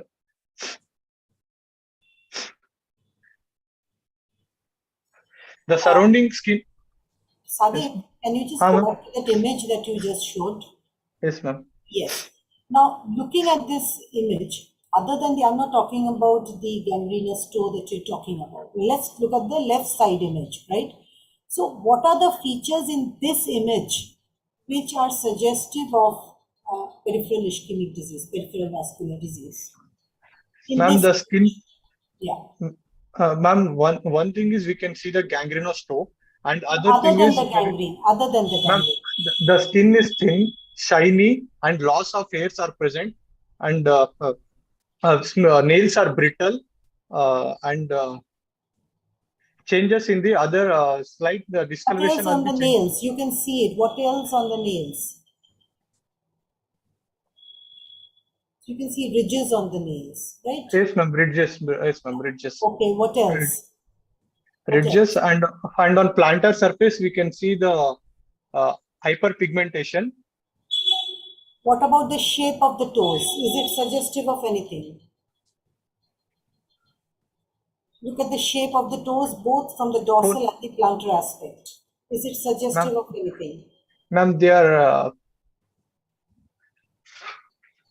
See if you can appreciate, they are pointed. Coning pointed. Yeah, so they are pointed. The toes are pointed, and there is a flattening of the pulp of the toe, right? Yes, so these are all suggestive of ischemic changes. They become pointed, and the pad of fat that we have in the plantar aspect that is filled now is lost. I mean, you've given a very good picture of the whole lower limb. So what else will you compare between the two limbs? Ma'am, we'll compare the other. We'll check for the muscle wasting, ma'am. Okay. And we'll check for the Burgess test. Can be we have to assess for the Burgess test. What is the Burgess test? You said you'll test for Burgess test. What is Burgess test? Ma'am, in this we made patient make him lie down in supine position. We asked the patient to raise the lower limb at about 20 degree and wait for 2 minutes. We see the changes from pink to the paleness, but due to complexion of Indians, I could not appreciate ma'am, in this True. case. That is exactly the problem we have. It is difficult to appreciate in our type of complexion. What Yes, else ma'am. will you see when you're examining the limb? Ma'am, we'll check for the capillary refilling and venous refilling and venous gutter, ma'am. Venous gutter. What is venous gutter? Ma'am, no. Ma'am, normally when we lift the limbs, the vein collapses partially, but in the cases of peripheral arterial diseases, the blood gets accumulated in the lower limb, and on raising the limb, the vein appears in a gutter manner. I think what is happening if you just on inspection, just see the veins here. Does it look They are- gutter? Can you see the veins on the left side and the right side? Yes. Can you compare that? Yes, sir. They are dilated, sir. Yes, they are. No? So that is also a feature of that. Yes. And then have you seen the foot of this patient? Yes, Means sir. the Plantar. plantar aspect of that. Have you seen anything abnormal Yes, there? sir. Yes, sir. Abnormal. They are hyperpigmented. Skip lesions are present, sir. Yeah, there's a small ulcer there. No? Yes, sir. You can see here near the second metatarsal area, there is a small ulcer. Yes. Is there. Yes, sir. Yes. So yeah, that's like a trophic ulcer. No? Pressure. Yeah. So all these things are there on the inspection. Yeah. Yes, sir. Are you going to check the joints? Yes, ma'am. We are going to check the joints from distal. We start and we check in this. Their joints were restricted in the fifth digit, ma'am. Fifth toe. What about the Interfilling. pulses? What about the Yes. pulses that you are going to examine? Ma'am, pulses, we'll start from the, in lower limb, we'll start from the common femoral artery, which common femoral artery, then popliteal artery, then anterior and posterior tibial artery, and dorsalis pedis artery. Do you like to go from distal to proximal or the other way, Sadiq? Distal to proximal, ma'am. Can you present both the lower limb palpatory findings of your pulses, peripheral pulses? Yes, ma'am. On both on left lower limb, the dorsalis pedis artery was not palpable, ma'am, and even popliteal artery was not palpable, and even femoral artery femoral artery was also not palpable, ma'am. Whereas on right side, dorsalis pedis. What about the posterior this? Ma'am, posterior tibial and anterior tibial were also not palpable, ma'am. Okay. Whereas on right Sadiq, hang Yes, on, Sadiq. If none of the pulses are palpable, how is the blood going to the limb? Sir, collaterals. So how do you know the collaterals are adequate? So how do you know the collaterals are adequate or inadequate? Sir, right, as it is, he's having a history of 1 year, so he would have developed collaterals, and he has not gone into complete gangrene state. The foot has not gone into gangrene state. Sir. Look, it's obviously inadequate because he's having rest pain, he's having he's having ulcers, rest pain, right? Intermittent claudication. So it's inadequate. Had he not been having these features, suppose this patient did not have these obvious features of ischemia, how do you know that, and you're not getting the pulse, how do you know the collaterals are adequate or inadequate?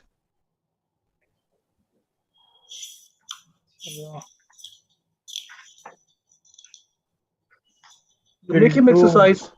You make him exercise. Exercise. Right? So when he's at rest, the circulation is adequate. He doesn't get any rest pain on any ulcers. But on exercise, walking, the demand increases and he gets pain. Right. Pain. Did you check for the temperature of the limb? Yes, sir. What is happening? Sir, to the right limb, left limb temperature was on lower side, sir. It was cold. How did you palpate the temperature? Sir, with the dorsum of the hand, I compared from both the limbs, sir. So from distal to proximal or proximal to distal? Sir,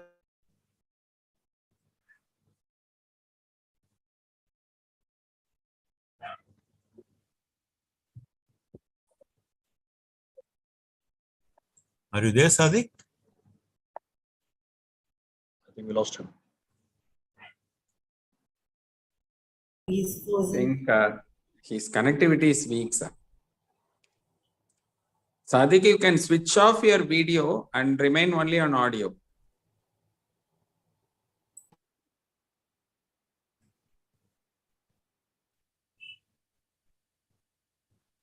Sadiq? I will try calling him, sir. I think he's back. Sadiq? Can you unmute yourself? No, sir. That is the frozen image what we are getting, sir. He is not live, sir. Okay.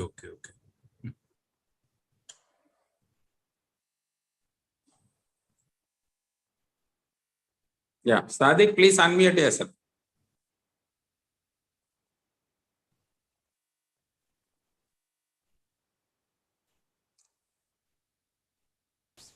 You please unmute, Sadiq.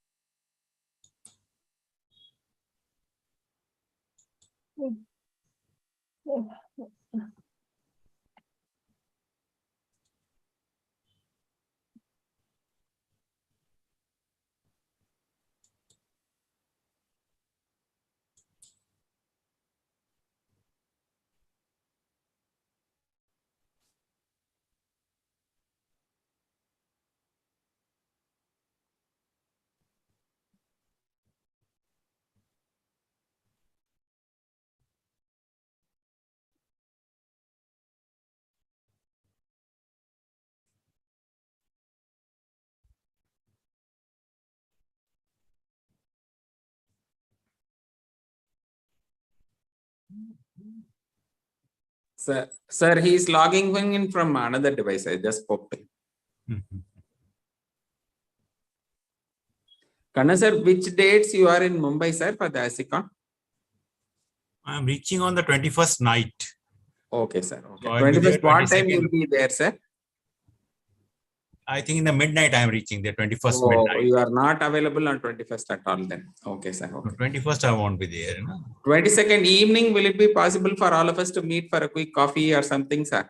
Yeah, sure, definitely. All the PG clinic senior faculty, I will call up and host them in Mumbai, sir. Yeah, Where are you going to be put up, sir? Sir, I think Sadiq is back. sir, I'm sorry, sir. I don't know Okay, what- don't worry. Please get back to the slides, ma. Yeah. Yes. Faculty, please take over.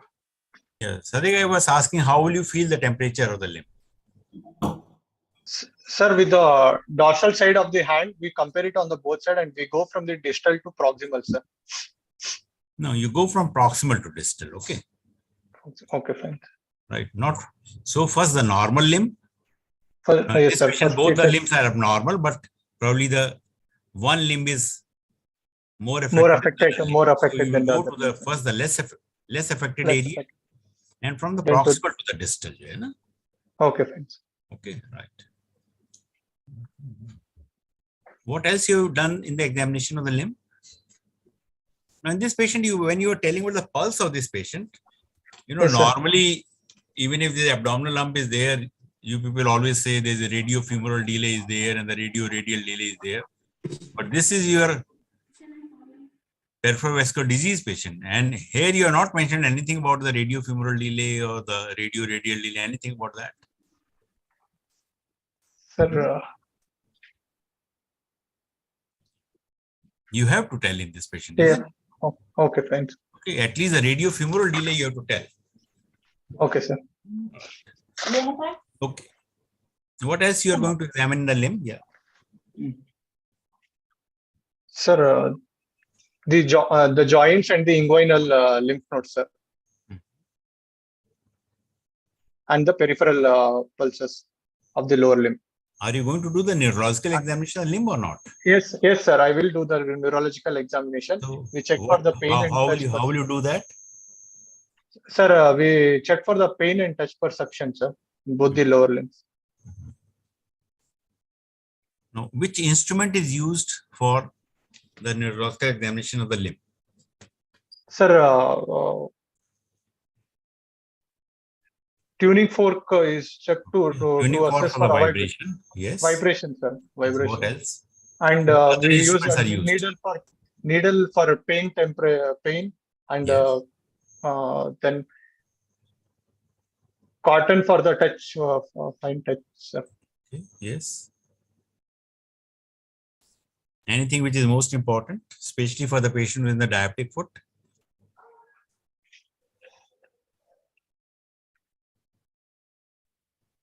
Monofilament nylon. Okay. Okay, monofilament nylon is of the 10 gauge which is there, is one of the most important things to check for the sensation of the limb, because that defines about the diabetic neuropathy. Okay. Okay, so you check at 10 points in the sole of the patient and you categorize that according to that how much is the sensation present in that area. Okay. Sir asked about diabetic neuropathy. So if a patient has diabetic neuropathy, what is the first finding that you get? What is the first sensation that is lost?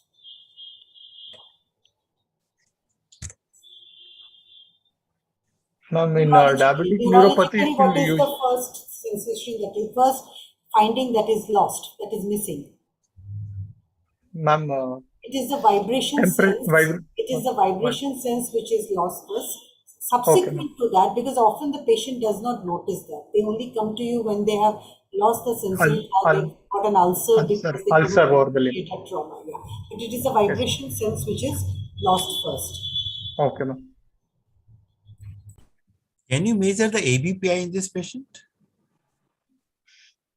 Sir, we cannot measure, sir, as there is no peripheral pulses, sir. Adhika, what in the about lower the limb? other limb? In the lower limb. How do you measure the ABPI? You know that? Yes, sir. Sir, it is the ankle pressure, systolic pressure of the ankle by systolic pressure of the upper limb. We have to measure, sir. So how do you measure that? How do you measure the systolic pressure? By the systolic pressure by BP cuff or by by Doppler, sir. It has to be always by the Doppler. By Doppler, sir. By Doppler. Okay. Not only by the sphygmomanometer, it has always to be by the handheld Doppler. Handheld Doppler. Okay. And even if the pulse is not palpable, if you put the waves from the handheld Doppler, you will find that there is reflection of the waves is there. Okay. Okay. Okay. Even if you are not able to do it ABPI, yeah, Dr. Shamita, please carry on. No, I said measuring the brachial blood pressure is not an issue. But when you have to measure the segmental blood pressures in the lower limb, how do you actually go ahead with that? Yes, if you do not, if it is not palpable, you will take the help of the Doppler. But how do you actually measure the blood pressure? Ma'am, for instance, like the popliteal artery is measured by tying sphygmomanometer cuff at the. So you apply the cuff at whichever level, be it the thigh, calf, or above, but at the same time, your Doppler probe has to be there. Because unless that is there, so you put the cuff and then you listen with the Doppler probe to see whether there is that gush that we hear when there is a flow in it. And at the same time, you measure it with the sphygmomanometer cuff. Okay. So when we are saying that it's an index, so what index means there has to be two values. So which is a numerator, which is a denominator? Ma'am, numerator is the lower limb pressure, ma'am, or denominator will be the upper limb pressure, ma'am. Systolic pressure. Is the ankle divided by the brachial? Yes, ma'am. Right. And what ankle is divided by brachial. In you and me, what is the normal ABPI? Ma'am, it is 0.9 to 1.3, ma'am. Yeah, so it is usually more than 1.9 to 1.3. And as the number decreases, obviously the extent Ischemic changes of appear. ischemic changes. So So if the ABPI is 1.3, what does that mean? Sir, if it is more than 1.3, it is seen in diabetic patient due to calcification of the blood vessels. Sir. Right. You know, when you are putting the Doppler in the artery, Yes, sir. what is the thing which is giving you the signals? Sir, it is the Doppler shift, sir. We through the probe we send once. What thing shifts? Sir, it is the difference When in you the are putting a frequency of Doppler the over the transmit. artery, so what is the thing? It is the wall of the blood vessel, or it is what thing is shifting that? Sir, it is the difference in the frequency of the transmitted signal and the reflected sound waves, sir. No, that's what I'm saying. What thing is reflecting the sound waves when you're putting the Doppler over the artery? Pulsations, sir. No, it is the flowing blood. Flowing blood, sir. Flowing And in the blood. flowing blood, what is there? Sir, RBCs and Yes, RBCs. And in the RBCs, what is there? hemoglobin, sir. And the hemoglobin, what is there? Heme and globin. Iron is there, isn't it? Iron, yes, sir.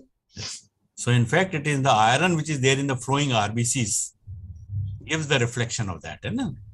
Okay, sir. That is why you get the Doppler shift from there. Okay, sir. Now, in case if you are not able to find the blood pressure on the ABPI, then what you will do?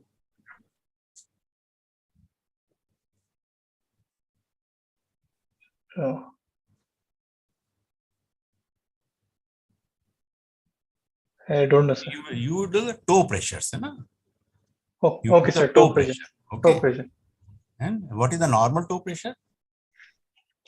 30 mm of Hg, sir. It's around 50. If it Okay. is less than 30 is there, definitely it is ischemic limb. Ischemic care. Okay. So if you are not able to find the ABPI, you are not able to measure the ankle pressures, then you can go for the toe pressures. Toe pressure.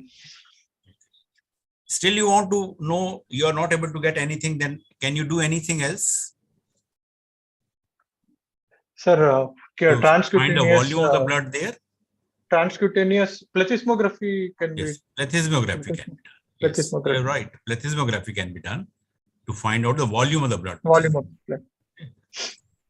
Now, what other thing which has been used now for looking for the, oxygen concentration there in the transcutaneous oxygen tension can be known, sir. Yes, that's right. Any other instrument, very easy, cheap instrument Pulse available in the recent oximeter. days. Yeah, Pulse oximeter. Okay. After the COVID, in fact, it has come in a big way. Okay, because everyone has now the pulse oximeter with him. Okay. So you can use a pulse oximeter for me, and it has been shown that it is almost equivalent to the ABPI. Okay. Okay, Sadiq.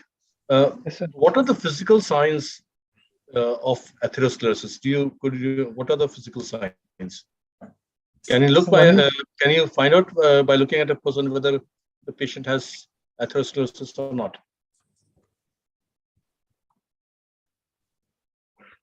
Sir, signs of atherosclerosis, changes in the skin, sir, of the What affected. changes? Color changes and color change. No, I mean atherosclerosis. I'm not talking of atherosclerosis in limbs because you're seeing there is thickening of the vessel walls, sir. How can you see that? Sir, we feel if we are feeling for the There can be calcification also. Old age, there can be calcification. You can't. Xanthelisma? Yes, sir. What is xanthelisma? Deposit, yellowish fat deposition over the lower eyelid region. Right. Anything else? Arcus senalis. Arcus senalis, sir. So these are something. Acanthosis nigricans also. Okay, you said there is dry gangrene. What is the difference between dry gangrene and wet gangrene? Sir, in the dry gangrene, there is a line of demarcation will be present. Whereas in wet gangrene, the line of demarcation will not be that significant, and it will be wet gangrene will be moist, and there will be infections are usually added infection. And dry gangrene is mainly seen in the arterial occlusal diseases, and wet gangrene is seen in like diabetic disease. Okay. So there is foul smell, there's shriveling, there is line of demarcation. In wet gangrene, there can be skip pulses. So why do you want to convert a wet gangrene to dry gangrene? That's the aim. If a patient comes to us with wet gangrene, we can't go for an amputation straight away because we don't know where to cut. Because wet gangrene keeps on spreading progressively, sir. There is chances of spreading progress. Right. Which produces so dry gangrene, but its line of demarcation, that is the blood supply to that area is fine, and the rest of it is gone. Yes, sir. Right? Okay. Have you tested for positional cells in this patient?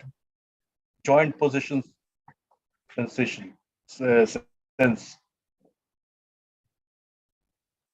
Is the joint? Okay, how do you test for that? We ask either for example, digits. For example, of 2 digits, we'll either flex or dorsiflex or plantiflex, and we'll ask him to close his eyes, and we'll ask him. Okay, that's fine. You just move it, show it to him which is up and which is down, and then you ask him to close his eyes, and then okay. What about his gait? You've never told us anything about his gait. Does he need support to walk? Can he walk independently? Does he use a stick? Sir, he limps, sir. No, can he walk on his own? Yes, sir. Yes, sir. He can walk. He was walking on his own. Is it important to know his gait? It is important, sir. Right. Okay. Why is it important? In severe resting pain, or he won't be able to walk, sir. And so whatever treatment we give, if he's not walking, I mean, a limb-saving surgery will not help much. Will not help. Yes, sir. We have to plan for amputation. Right. Okay, so you've done all the investigations. Have you got the investigations with you? Sir, I've got this. This is the CT angiogram. Okay, why did you? No, hang on. What is the first the patients come to you in your OPD. Now, what do you do? Which is the first investigation you do? Sir, first investigations I do routine blood investigation, sir. I'll rule out hemoglobin. I'll check for if there is any anemia, and to rule out risk factors like diabetes, I'll check for HbA1c levels and sugar levels, and I'll check out for the lipid profile and lipid profile, and I'll get an X-ray. If there is X-ray, might show calcifications sometimes. X-ray what? X-ray what? Abdomen and aorta calcifications sometimes can be appreciated. How will that help you? How will that help you in your management? You find elderly people, you get an X-ray done, there'll be calcification. 64-year-old, 65-year-old man, 70-year-old man. All patients with atherosclerosis will show some evidence of calcification. Yes, but not all of them will does it have help a you? peripheral vascular disease. How does it help you? You get an X-ray, but of which part of the body? Would you like an X-ray of his foot? Foot, yes, sir. X-ray of the foot, sir. What do you want to see in that X-ray? Sir, if there is any osteomyelitic changes involving the bone, if there is destruction of the bone, so. Okay. What else would you like to do? You've seen, you've got his, he's in pain, right? And what will he's got a gangrenous toe. Don't you like to do a color Doppler here? Yes, sir. Yes, sir. The investigation of choice, the color Doppler will Planning do it. CT angiogram or anything. Yes, ma'am. You think it's important to assess both the limbs with the color Doppler here? Right. Yes, sir. Yes, ma'am. So you've gone and done that color Doppler. What else will you do for this patient?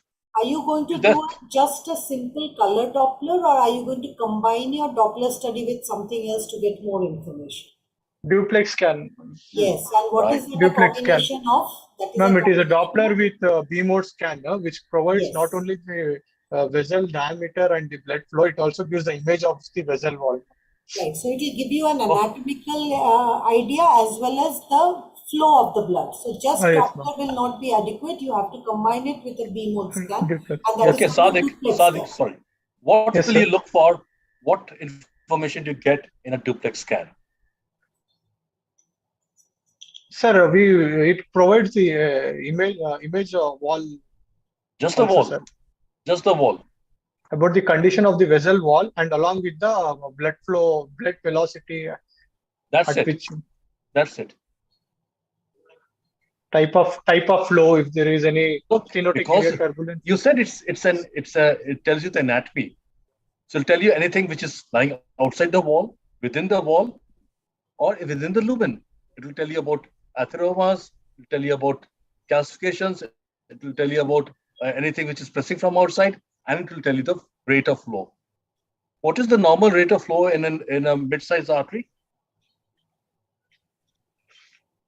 It is 50 to 90. What? I'm not sure, sir. I'm not sure, sir. No, you're fine. 50 to 90 what? Kilometers, miles? Yeah, centimeter per second. Right. It's about 55 for 35 to 55, 60. Okay, sir. If it is, suppose it's 75, what does that tell you? Sir, the flow is reduced, sir. It is No, so the flow is high, 75 centimeters per second. 75. It is triphasic. What is that Poiseuille's law? Poiseuille's law. If a diameter, if the surface decreases, the flow will increase, won't it? Yes, sir. It tells you that there is stenosis. Okay. The flow will decrease once the diameter or the surface of the diameter decreases by more than 70%. Only then the flow decreases. Okay, sir. Right? Okay. So you've done that. What else will you do? I think what are the various types of flows which can be seen on Doppler? Sir, What are the wave patterns? 3 ways: triphasic, biphasic, and monophasic, sir. Right. What is triphasic and what is biphasic and what is monophasic? Sir, in triphasic, there will be 3 waves. So first phase will be systolic upstroke will be there, followed by a reversal of blood flow in the early diastole, which is followed by again by a small amplitude upstroke of the late diastolic phase. What happens in the biphasic? In biphasic, there will be no reversal of blood flow of the result. And monophasic? In monophasic, there will be only systolic strokes, sir. And what happens to the amplitude? The amplitude is small, sir. The smaller amplitude and only systolic phases. Yes. So these are the 2 most important things you have to see on the Doppler. Okay, Sadik, you've done that. Now what will you do with this patient? You've done X-ray, you've done your Doppler, you've done your investigations. Now what else? The patient sitting in front of you. I've got even CT angiogram done, sir. To look. No, you won't do anything about. You won't do anything about his pain. Why do you want to do a CT? No, hang on. What are the indications for doing a CT scan? Why do you want to do a CT scan? CT angio. Right. See, CT angio is going to delineate your block, but in this case, are you expecting any surgical correction? Because unless you're planning to do that, the CT angio will not really benefit you. Your duplex information should be adequate. Okay, ma'am. So what will you do? Sorry, sir. Go ahead. Sir, I'll starting. Sir, any PVD patient, we need to. They might be having major adverse cardiac events, sir. So to prevent that, we'll start them immediately with antiplatelets like low-dose aspirin and lipid lowering agents like rosuvastatin. Statins can be given, and we'll check for the diabetes. If it's diabetic, we need to control the diabetes. And if there is a hypertension, we can give the calcium channel blockers or ACE. No, hang on. You Sadik, hold your horses. Yeah. You're going to give antiplatelets, clopidogrel, ecosprin. You're going to give antilipids. What about his pain?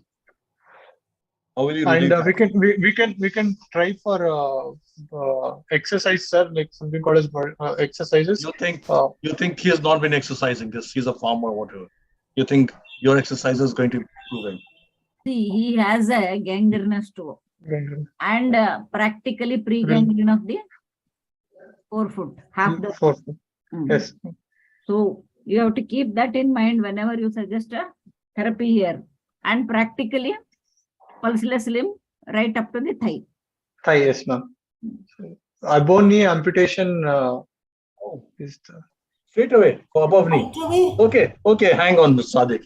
What is the difference between above knee and below knee amputation? Sir, the amputating level is... Yeah, that's fine. But what is the result of it? Have you heard of the famous singer, dancer Sudha Chandran? Yes. What have you heard of her? Lower limb provides better for... she had a below knee amputation. She had a below knee amputation. Prosthesis. She could dance. She could dance. Above knee amputation, you always need a stick to walk. Stick, yes, sir. Prosthesis are very difficult to apply in an above knee. So we always try for a below knee. Okay. Above knee is out, or most of it is out until it's life-threatening. Okay. So no above knee, please. Okay. Right. Okay. So what else? What ma'am has asked you? You got to. The patient is in pain. He's got a gangrenous toe and a pre-gangrenous leg. What are your options?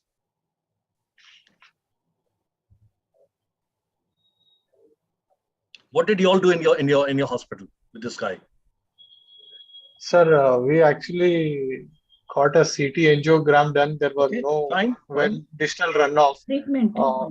Patient runoff. So we advised for ebony amputation, sir. Okay. Okay. But what about what did ma'am ask you just now? What about his pain? What about his gangrenous toe? You said it's a dry gangrene. Yes, sir.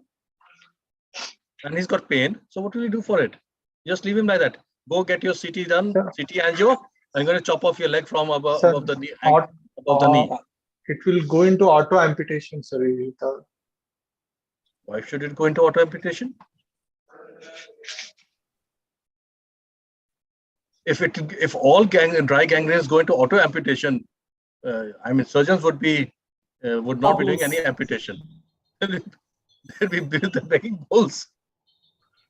Since you talked about auto amputation, is there a similar scenario where there is an auto amputation? What is that condition? What is that condition called? What is it called? There is an auto amputation. It begins with an A. It's got a very funny name. It's already 10 o'clock, so I'll give you a hint. Einham, ma'am. Absolutely. And what is that due to? What is that? That is due to? They usually have initially fissure-like development in the 4th and 5th It is not a peripheral vascular, it's a constricting band. It's constricting band. There's a fibrotic band. Yeah, it's a fibrotic band which compresses the vessel. So it's not a vascular disease per se. But the net result is a dry gangrene where there is an auto amputation of the digit. Constricting band which causes this. Okay, Sadiq, you suggested them above knee amputation. Can you defend what for? You're right, but you need to explain it to the patient and convince everybody. Ma'am, because eventually the site of blockage is... Objective findings, investigations. Ma'am, it is a aortoiliac block, ma'am. So eventually there will be, if there is no well collaterals, eventually the whole limb will go into the gangrene. No, hang on, Sadiq. I just told you that above knee amputation is out. It was done in 1947. Just forget about it. There are many other options. What are they? I've not seen an above knee amputation since last 20 years. I just saw it when I was very young. Nothing beyond that. Sir, there are other modalities of treatment like endovascular procedures and aorta bypass procedures. Yeah, you got reconstructions, you've got reconstruction procedures. But in this patient, yeah. But in this patient, the stenotic, the length is more, sir, more than 5 centimeter. So okay. What are STARS 2 guidelines? Now that you come more than 5 centimeters, I'm mentioning, what are STARS 2 guidelines? I think we crossed the time. Have you heard of it? Yes, sir. Yes, sir. It is for the what is the full form of TASC? TASC?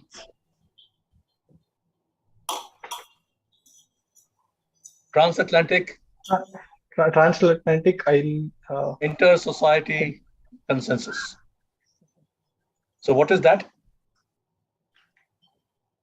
It is, we categorize for the treatment procedure classification based on the block or the revascularization procedure, sir. So it is to know whether I can do an endovascular procedure or a surgical procedure. Right? This is it. We don't talk about above knee amputation. Okay, please. Okay. See, the attempt will be a Dr. Rajiv, can I ask one question from you? Dr. This Sudha Chandran, the dancer, she had an amputation because of? Trauma. Crush injury, I remember. It was a trauma, post-trauma. Yeah, it is a post-traumatic. You know? I think there's a lot of difference between a traumatic amputation and the vascular amputation. Because in the case of the vascular amputation, if you do a below knee amputation, you know, the size of the flap is not symmetrical. It has to be based only on the posterior flap. And if the popliteal artery is not palpable in that patient, the posterior flap doesn't survive. While in the case of, if you go for the above knee amputation, this is the no, sir. Below knee amputation comes. Yeah, I'm just coming to that, Dr. Right. Raji, I'm just coming to that. Yes. And if it is above knee is there, then in that case the flaps are equal, right. Or there is a slight difference is there between the to keep that stitch line slightly above the midline. You know? So that is the most important thing which is there. And you have got a very adequate supply. The collaterals, they are much more developed around the femoral area rather than toward the popliteal area. And that is why, you know, in a case of vascular amputation, if the popliteals are not palpable and if you are not able to detect the ABPI in that patient, my choice will be to go for a above knee amputation. And now there are adequate processes which are available. You know, the patient may not dance, but he can definitely walk with the clippers which are available here.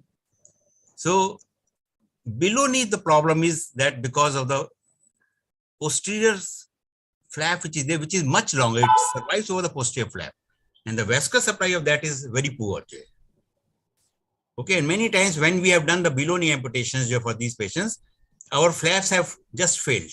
And ultimately, you have to convert it to the above knee amputation. So my contention is that above knee amputations are out because there are so many other procedures to save the upper limb, upper portion, the proximal portion of the lower limb. No, because in this, the CT angio, there are no collaterals are there. Okay, there is no distal runoff is there. So probably there is no place for the endovascular intervention also in this place. There's hardly any collaterals which you can see here. So other option would be increasing the head pressure by femoral graft. Because the distal one, if it is not there, whatever you do in the proximal area, you have to have a distal flow. If the distal flow is not there, probably whatever you increase the flow of the blood or whatever you do, probably it will not work. There is just only one artery which is there on the left side, which you can see, but right. The middle segment is totally gone. There is hardly any collateral which is there. So I think probably, and you are not able to see any dye in the distal portion there. So in this patient, if you have to go for the amputation, then I think it will be better to go for the above knee amputation rather than going for the below knee amputation. Okay. Any of these surgical procedures are beneficial only if it involves a large and the moderate sized vessels. Here in this case, it is usually the smaller vessels, and that is where the surgical intervention really doesn't help. Yes, a trial of medical management and endovascular management may be attempted, but in this patient, seeing the angio, I feel he is a candidate for an amputation.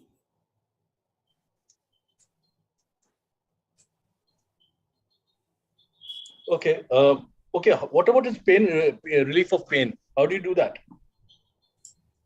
Sadik? Sir, rest pain cannot be relieved, sir. So we have to go He's with going to live with his rest pain. Sorry, I can't do anything about your rest pain, so you live with it, please. Sir, we will usually, in this case, we'll be amputating the leg. So it'll take time.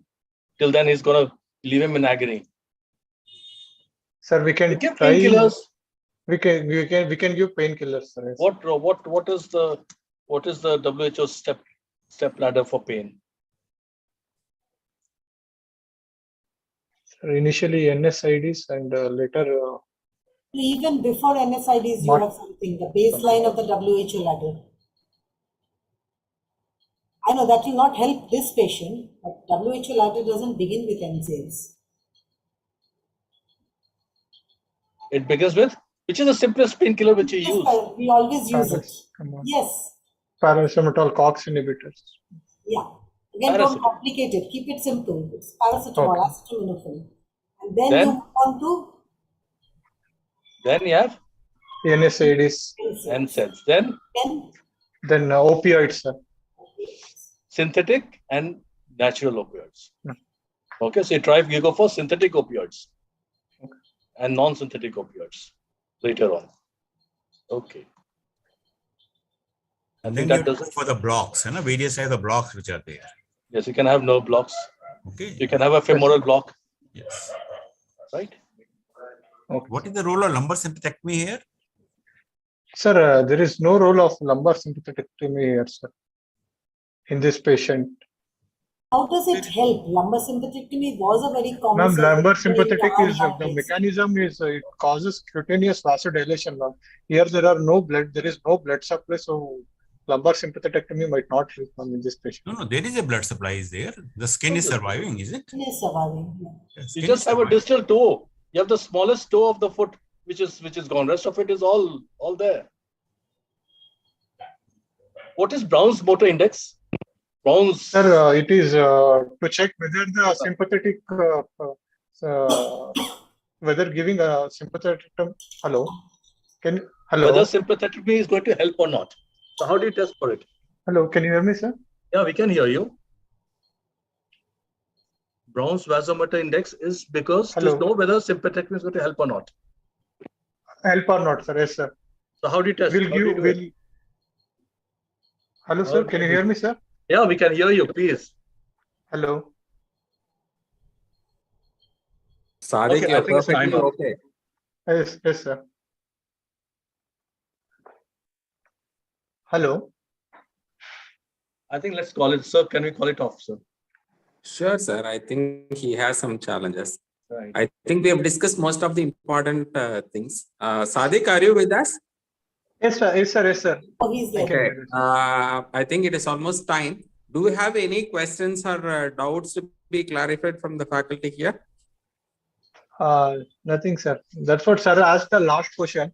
Please complete answering. Yeah, the answer for that question is to check whether the sympathectomy will help in the patients or not. We do the test, sir. How do you do the test? Sir, we anesthetize the region and we check for the temperature, sir. We compare it to the mode temperature and we get an index out of it. And okay, actually what is done is that the affected limb, the non-affected limb is put in warm water. Warm water, okay. Right, and you see the rise in temperature. Rise in temperature and difference in temperature we give. Right. So if the temperature is not rising in the affected limb, that means it is the sympathectomy will help. So surgically, lumbar sympathectomy is not done routinely now, but Do you have an alternative to that? Something less invasive? Chemical sympathectomy can be tried. Yes, chemical sympathectomy. You can block the sympathetic chain using 5 an ml of injection of phenol. phenol and olive oil or one of those, right? So Yes, yes, yes. surgical sympathectomy is more or less obsolete now, but yes, there is a role of chemical sympathectomy in certain cases. But yes, you have to check whether he will benefit or not before you proceed with it. Okay. You can do a chemical sympathectomy. You can do the radio frequency ablation of that. Yes. You can do the cryos resection of that. So there are many techniques to carry out the lumbar sympathectomy. Okay. So I think we'll call it a day today. Yes, ma'am. Well, sir. Ma'am, Shamita ma'am, Kanna sir, any other comments, sir? I think we have discussed almost everything. Yeah.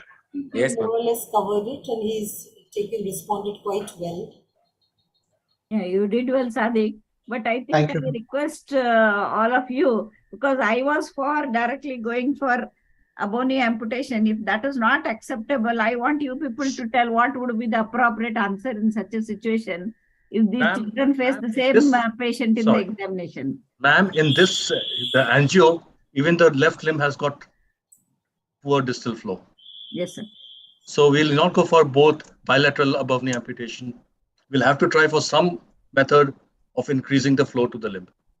Maybe it can be a Another thing, graft, sir, is that it can when be a you are graft, going, it can be a stent, it can be a balloon angioplasty, anything.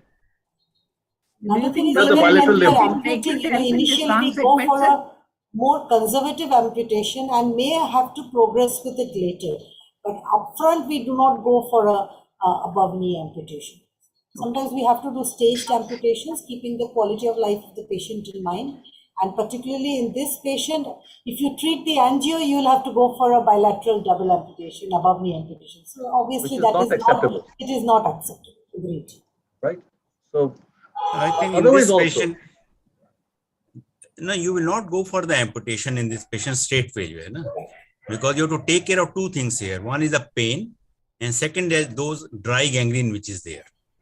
Now, for the pain, you have to go by that, typical WHO pattern which is there, and ultimately, probably this patient will land into some type of the chemical sympathectomy, and the patient may get relieved by that. And then the patient has to be given the medical treatment, like this Stilaz and Celestazol and all those drugs which are there, which can be used for that. Vasodilators. Yeah, so all those drugs can be used for that. And ultimately, if this patient lands in amputation, then it will be the above knee amputation.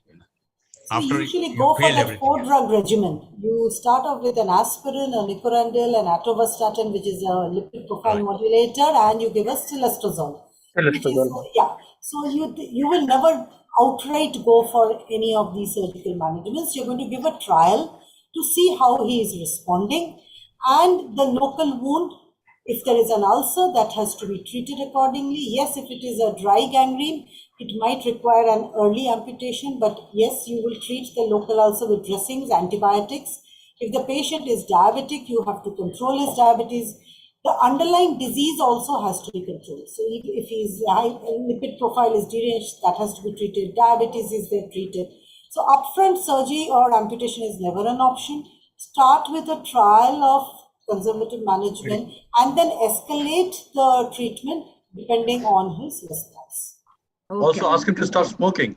Yes, very important. Most Yes, important. you Very have to. important. Yeah. How Most do you ask him to Not- stop smoking, Sadiq? How do you get him to stop smoking? How do you? Sir, How do you get him to counsel- stop smoking? His wife must have tried her best. He didn't give up. How did you make we, him give up? we can give alternatives like nicotine gum.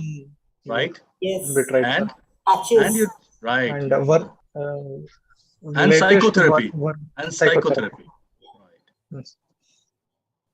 So just your word of mouth is not going to help. You need something more. The nicotine is more powerful than you are. So you have to dampen that effect in some way. I think that wraps up for the day.